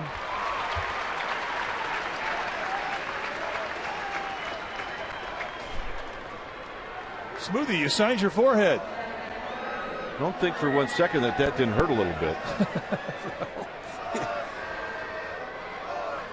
Yeah, signing the cheek is not any less painful, for crying out loud. I don't remember doing that, do you? I do not. That's not a good sign. Here's Batista, who takes low. You would think we would remember that. No doubt that's your signature, then, and mine. Sometimes they just come at you so fast you don't know what you're signing.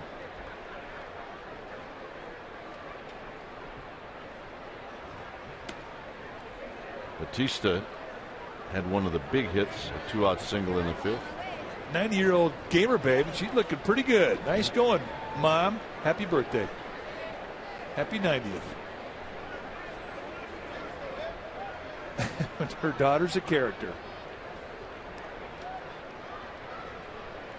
That's where gamer babes come from. They come from gamer babes. Batista hooks this one foul. He does not lack for bat speed. Oh. At all. I never saw it in Pittsburgh, but boy, did it change when he got to Toronto. Pittsburgh, he was a guy who just couldn't stay in the strike zone. Not a lot of plate discipline.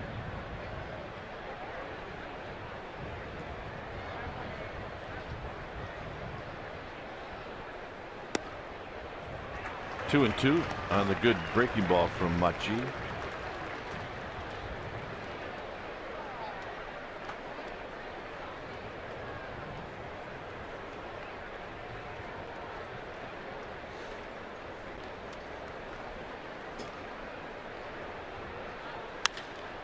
Hit out in the left center field, and Blanco's going to track it down.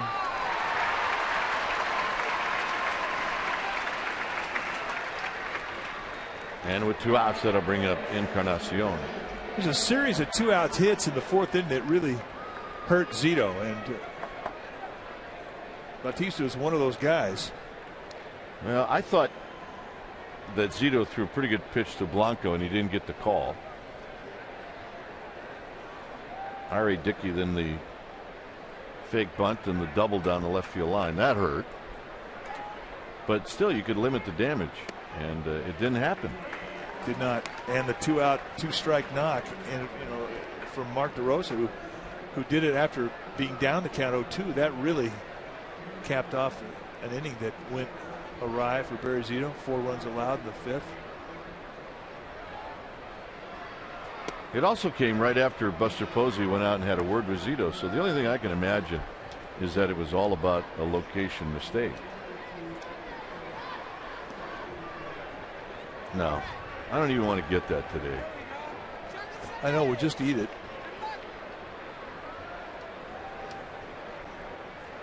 They're good. Foul down the left field line. And if you're going to come to the park, make sure it's foul. if you're sitting down that left field line.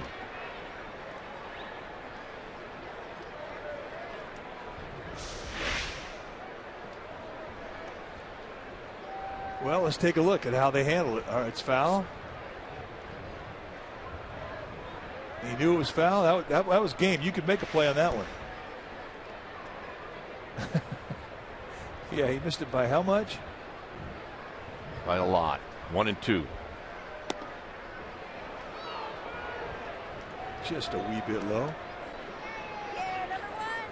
Mom brought her glove.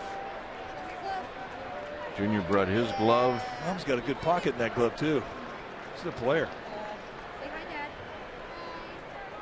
2-2 to Encarnacion.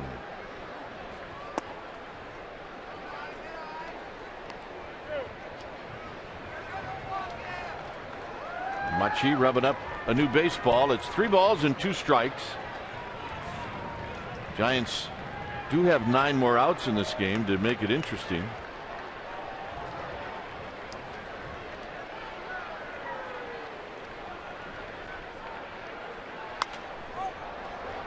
This will be Scudero behind second base, and that will end the inning. And Scudero will indeed lead things off. So this is the spot you want to be to get back into this game. Scudero, Sandoval, and Posey.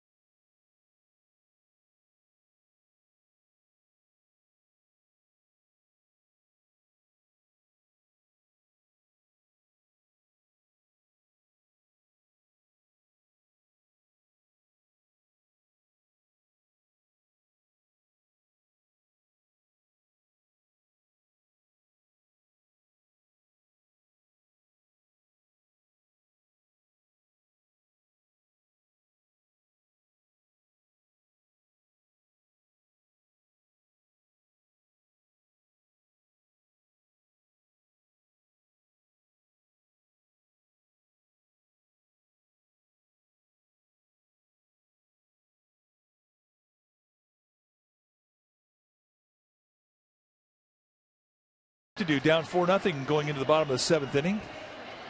And a reminder, for years, StubHub has been the place to find great Giants tickets. You can find great seats for upcoming Giants home series versus the Dodgers, Cubs, and the Red Sox. And this season, you get more with your tickets thanks to StubHub Fan Rewards. So go to StubHub and get your seats today.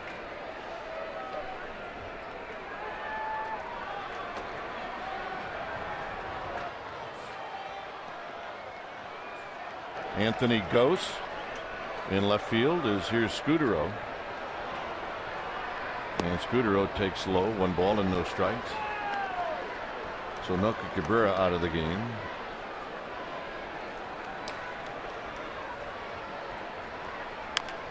Let's pull foul. So Giants need some base runners. They've had 1, and that was a base hit by Sandoval in the 4th inning. Ended up in the right hands. It's all you can ask for. 1-2.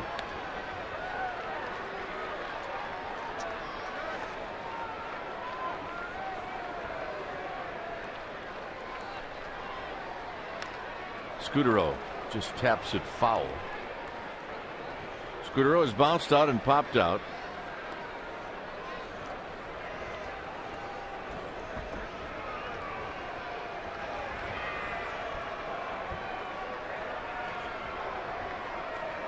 65 pitches for Dickey. Look out. Ooh. Scudero strikes out, the 5th strikeout for R.A. Dickey.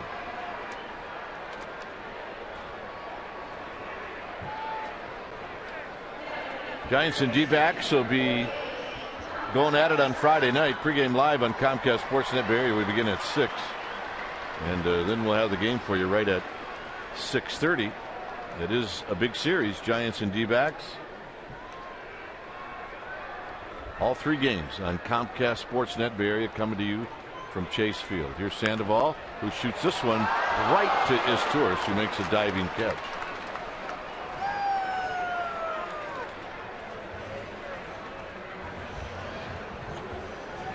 And that'll bring up Buster Posey.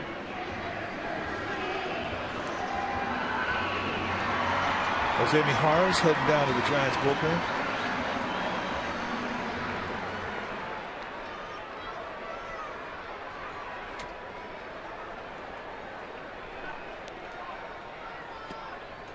Buster Posey, a strikeout, and then he had a hit taken away from him by Izturis on a nice play in the 4th inning. He bounces this one foul. Ooh. Ball dude, fearless, John McNulty. I'm not sure how much leather got on this ball, but he'll definitely have a bruise on his right leg tomorrow. Let's take a look at the technique from John McNulty. I got it. Whew, all right. Knee burger. Wow. Posey bounces this one to Izturis, and that'll end the inning. 8th inning coming up. It remains 4-0. Toronto.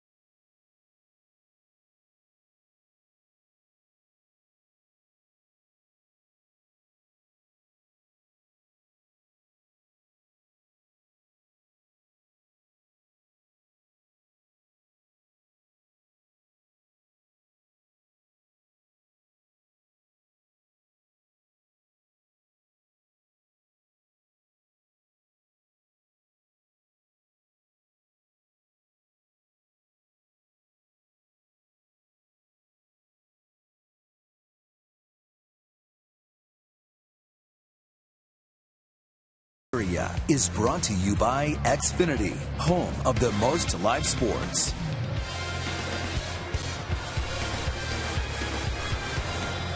For 4-0 Toronto. It'll be DeRosa, Lind, and Izturis facing Gene Machi.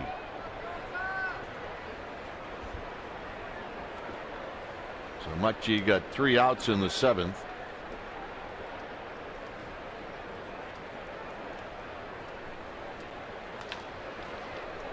Crawford. Belt. All right, let's check in with Amy G. Amy. Hey, gentlemen, we all witnessed the scariest injury in baseball a few weeks ago when Toronto Blue Jays starting pitcher J.A. Happ took a comebacker off of his head. I'm happy to report that I caught up with the trainer who said he's actually resumed some baseball activity. He's throwing the ball, he's running a bit. And reliever for the Giants, George Contos, is actually very good friends with him. The two went to Northwestern together, played for a season, and they text each other all the time, work out together all the time. George says that his head feels really good right now. It's his knee that's bothering him from when he went down. I'm just really glad that he's doing well. I know we all are, guys. All right, thanks, Amy. Good report. Bruce Bochy comes out. He gets Machi, and he brings in Jose Mijares. When it's time for a change, think Speedy Oil Change and Tune-Up. Your oil change, tune-up, and smog experts. And there's Mijares. Mijares, who has really found a nice home in that Giants bullpen. 19 games, no record ERA of 2.0 flat. I mean, he's really done a nice job. 18 strikeouts in 18 innings against 7 walks. See a fastball that's low 90s with a slider and a curveball combination.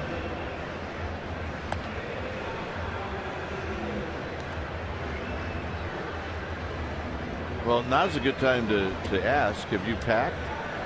Oh, yeah. That's all my stuff is in Mike Murphy's office right now, waiting to find a truck tomorrow and head down to Arizona.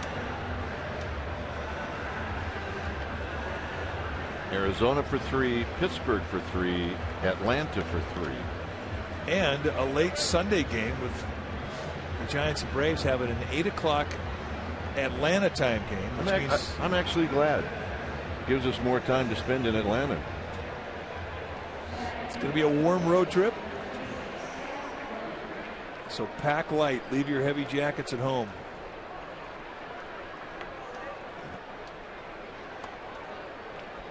Adam Lind will face Mijares. He's 3 for 3 today. None of his hits have hurt the Giants, but nevertheless 3 for 3.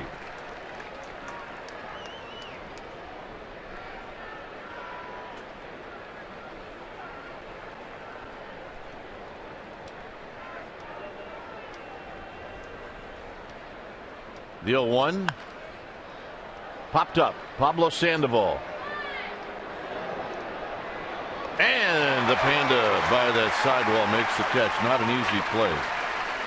A lot going on with that play with the sun and the wind and the side. Don't worry about a fence coming over to the sideline. Not a problem. Panda's got this ballpark down.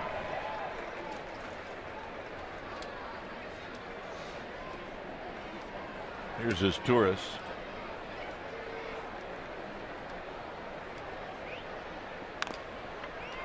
And a foul at the plate.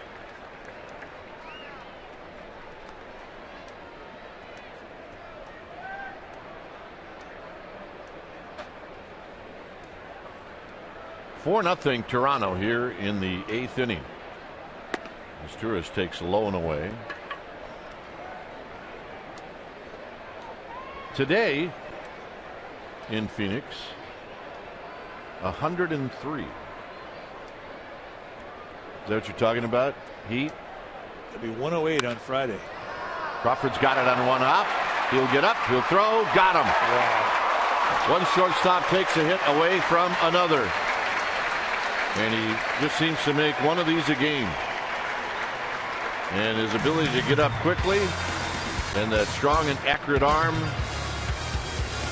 perfect.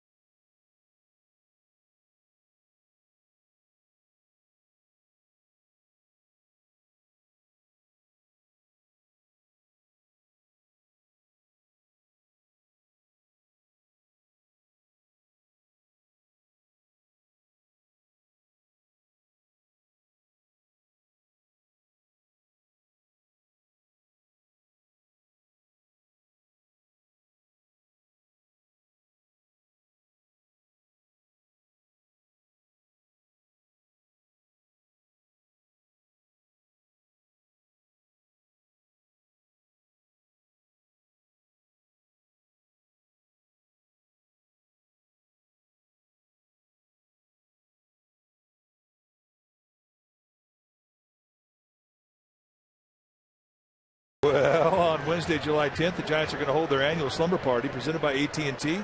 The event includes pitch your own tent on the field. You get the photo of the World Series trophies, round table pizza, movies on the scoreboard, and wake up to a full breakfast. And all you have to do is go to sfgiants.com/slumber party and check it out. 0-1 to Hunter Pence.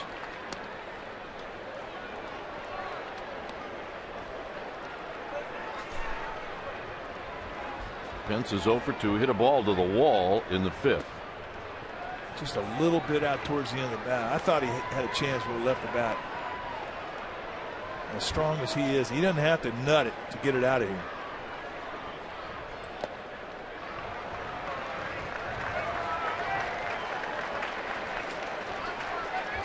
"76 pitches here in the 8th inning for Dickey. He has been spectacular today.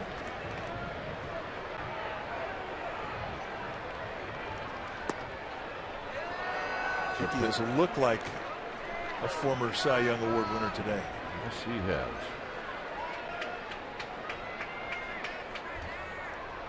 Here's the 3-2 to Pence, and Pence takes a walk. And that is how this wonderful rally got started. Stay tuned immediately after Giants baseball for Eashearn's Giants Postgame Live. Highlights, reaction, and analysis. It's all coming up right after the game.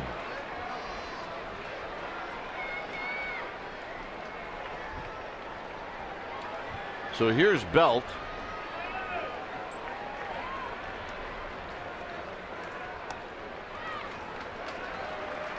Andres Torres to follow.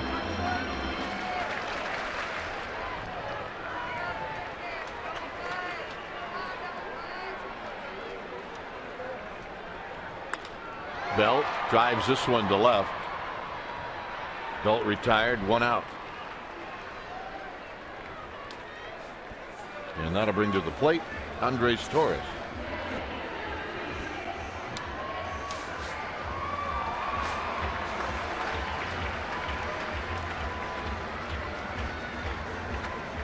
Yep, major attitude. Definitely see you wearing that on the golf course. I'm all about that hat. And not everybody could pull that thing off. If I told you that as I looked at the 10-day forecast in Pittsburgh, yeah, that they were talking about a little bit of rain in Pittsburgh, would that surprise you? No. No, it wouldn't. You anticipate rain when you go to Pittsburgh. Remember Jason Christensen, a reliever, a lefty that pitched for the Giants several years, used to play for the Pirates. And he said 1 year. Little pop-up. And Encarnacion, battling the sun, puts it away. Christensen said 1 year when he was with the Pirates, they had 35 batting practices rained out. Unbelievable.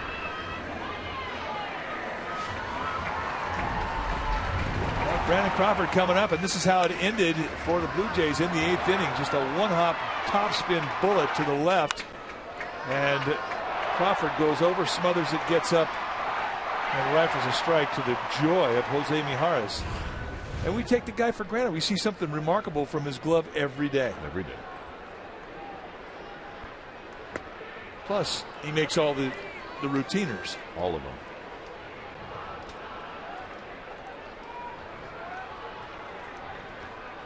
Today, however, is bounced out twice.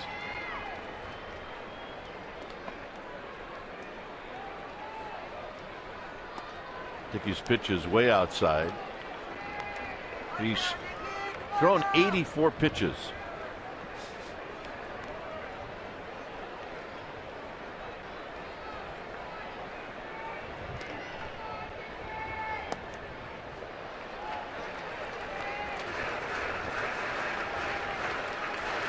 Nick Noonan is on deck. You see the pitches by innings, they just have not made him work. He had 1 inning where he threw 14 pitches, 3 single digits. And with this next pitch, he's going to tie the inning for most pitches with 14. These are the kind of swings you want to take against Dickey because the ball's up. Yeah, that had some attitude.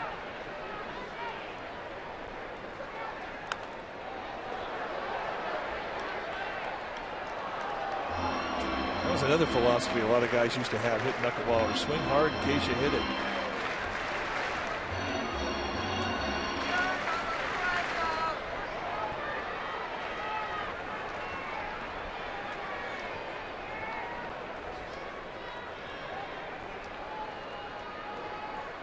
Hit up the middle is Torres to DeRosa. And that'll do it. So we will head to the ninth. It remains 4-0 Blue Jays.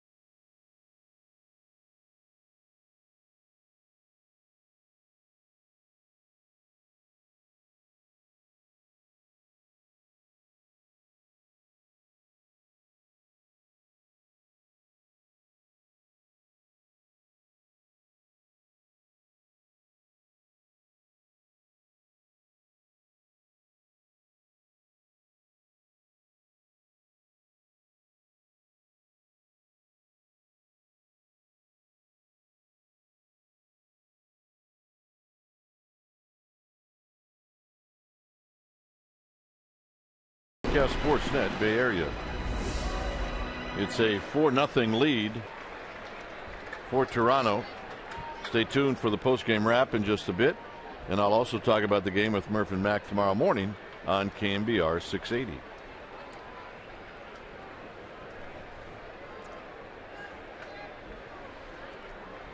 Here's Colby Rasmus against Mijares. Foul back. Paulie Mack and Murph here today before the game. Had a chance to visit with them in the Giants clubhouse.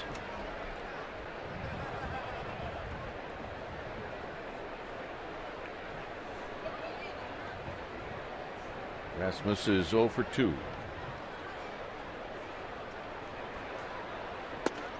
Always look a little tired. I can't ever get that.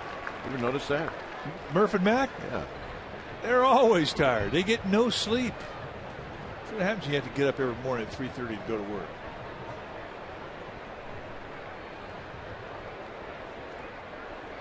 Oh, 2 pitch. Look out. A 1 and 2. I mean, you think about two radio guys, and they have to be responsible for the Bay Area sports scene. That's what they talk about. And the games are played at night, so they're not going to be getting to bed before 11. Right. Good point. So basically, you're saying they should be tired. Yeah, they have every reason to be tired. Crawford out, Torres in. Torres will put it away. And here's Henry Blanco. I'm going to be thinking that Zito's a little hacked off at walking Blanco in the 5th. Oh, you know, there was a pitch that he should have got, he didn't get. Maybe that affected the next pitch. Who knows? But it was the at bat that started the inning off.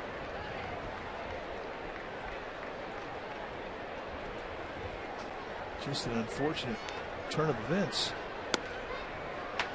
Zito really did not throw poorly at all today. He got in a situation where he had one run in, a chance to get out of the inning, and he just could not get that third out. Two two-out knocks added 3 more runs, and that's the difference in the game.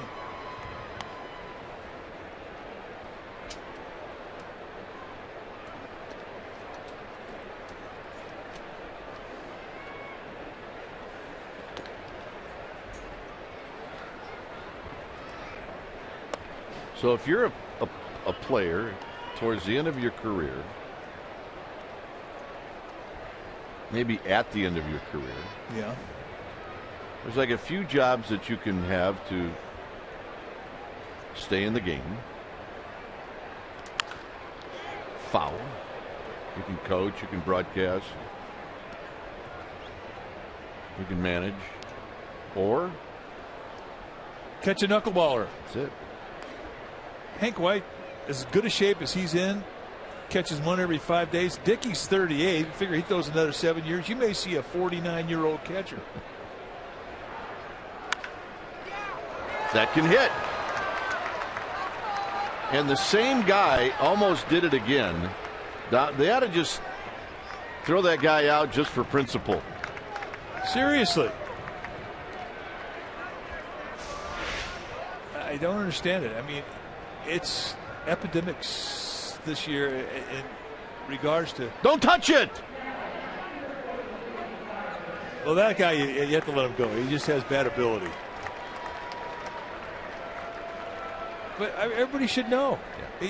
You're going to get kicked out of the game if you touch it. Here's Dickey with 1 out. Belt or Scudero? Belt.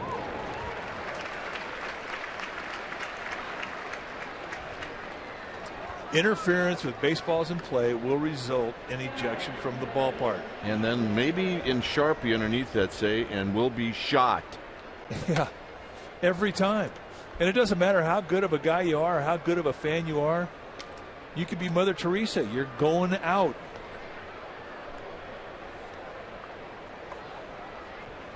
Here's Anthony Gose.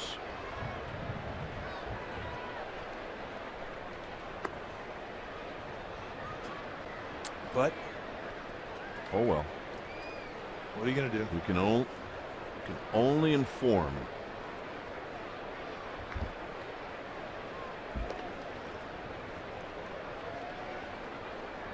One and 0. Maharis to the plate. And a strike at the knees for the Giants in the bottom of the 9th. They will have a pinch hitter. It'll probably be Nick Noonan. And then the top of the order. So if you're thinking about maybe a 4 or 5 run 9th, they're at the right spot in the lineup to do that.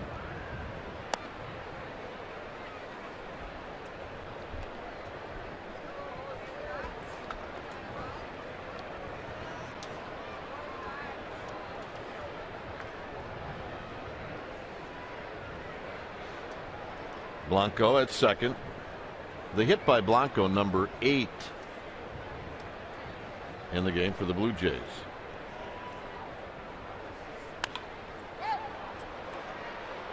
Scudero out. He says, I got it, and he does, and that'll end the inning. So, Noonan to lead things off.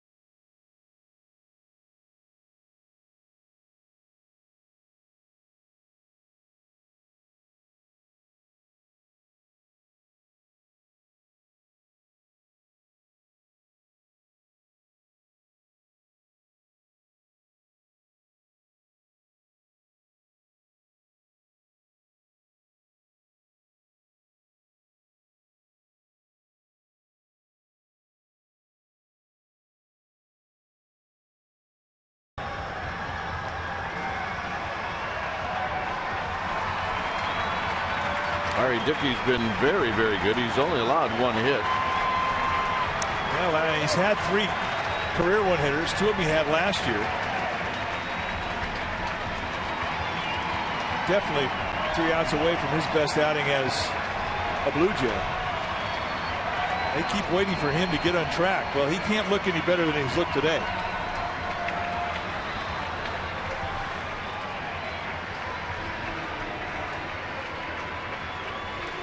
So Noonan will try to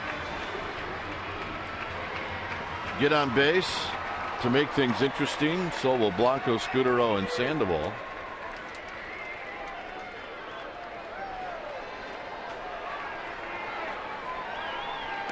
Outside to Noonan.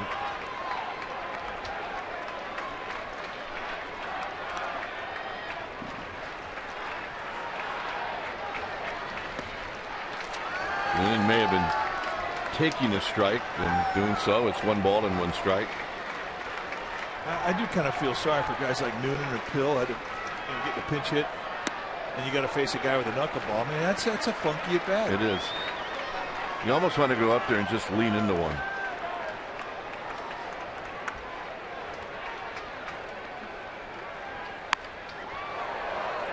Foul.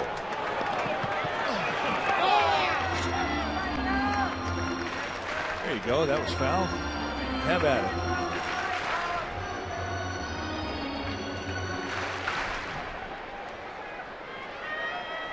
The 2-2 pitch to Noonan. 3-2.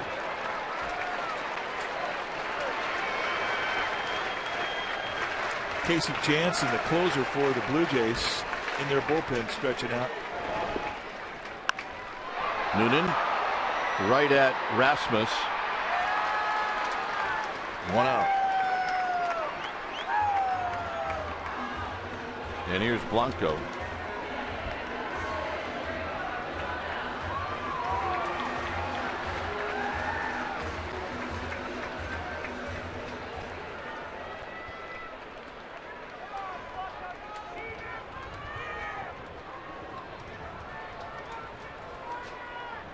Blanco today has bounced out twice to DeRosa. And then in the very first inning, Dickey struck him out. It was really in that first inning where you could almost see that Dickey was going to have it. And he was going to have success today. And Blanco with a base hit. Well, it all started with a 1-out knock.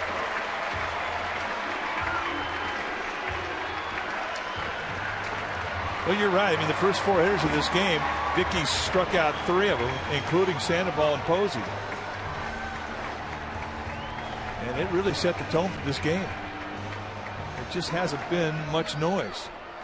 Giants have not gotten a runner to second base against them.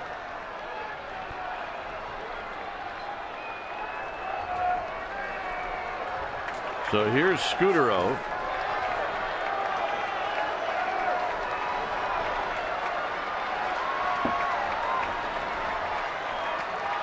And Blanco chased back. Scudero is 0 for 3. He struck out in the 7th inning.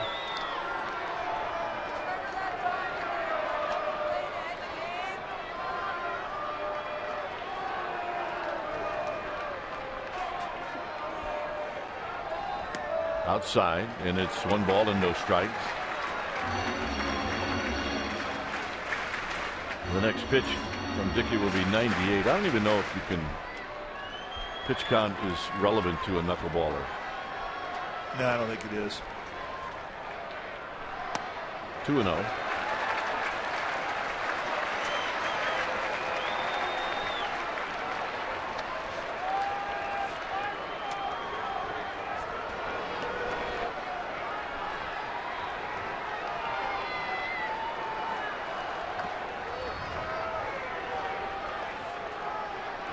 Blanco back on the dive.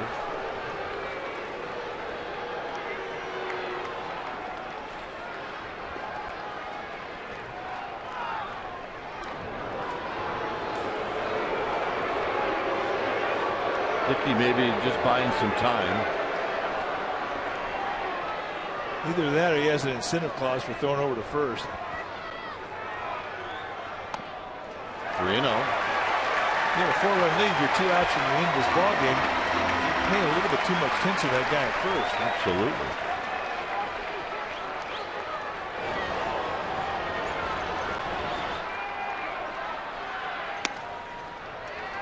Scudero took 3-0. It wouldn't be unlike him to take 3-1.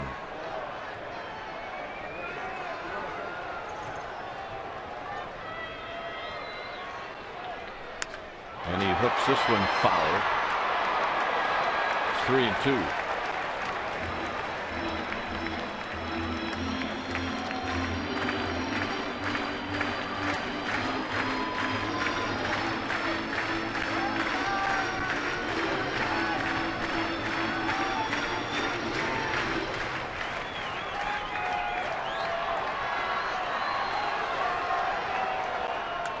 Foul back. Scudero waited. Yeah, he was on that one.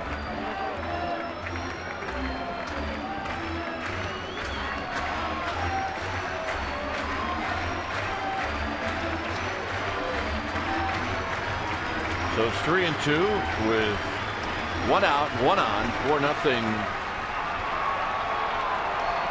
Blue Jays.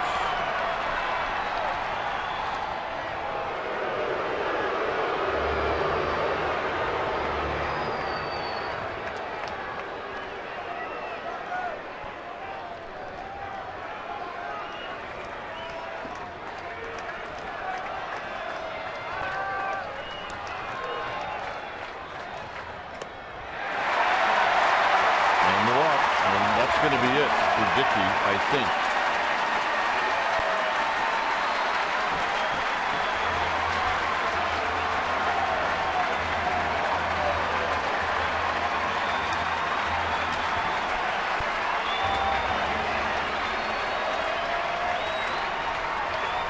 And it is.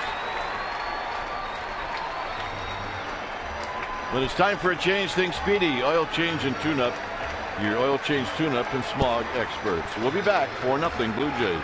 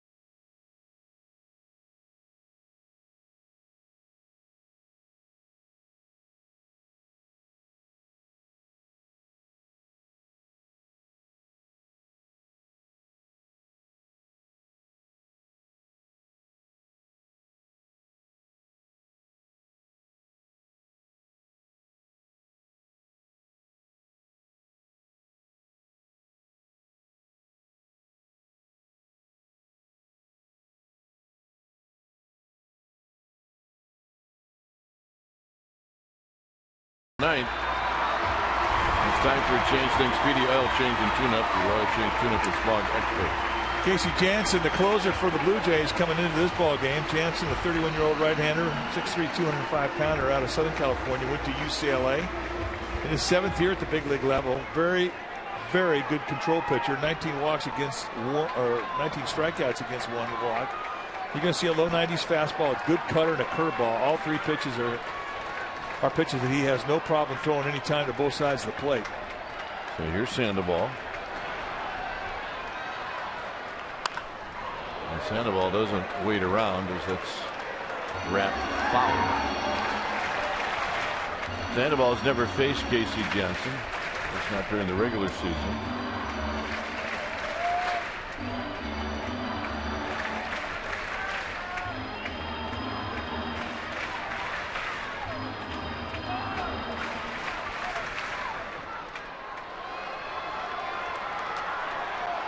0-1.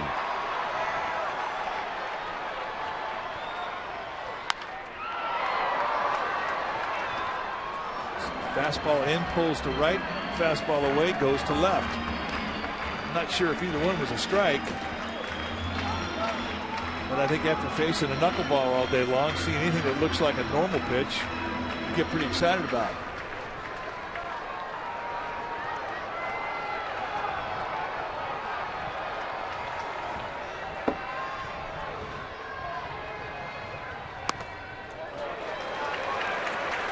Outside, 1-2. Still has not dropped that big curveball on home plate, which is a good strikeout pitch for Jansen against left-handed hitters.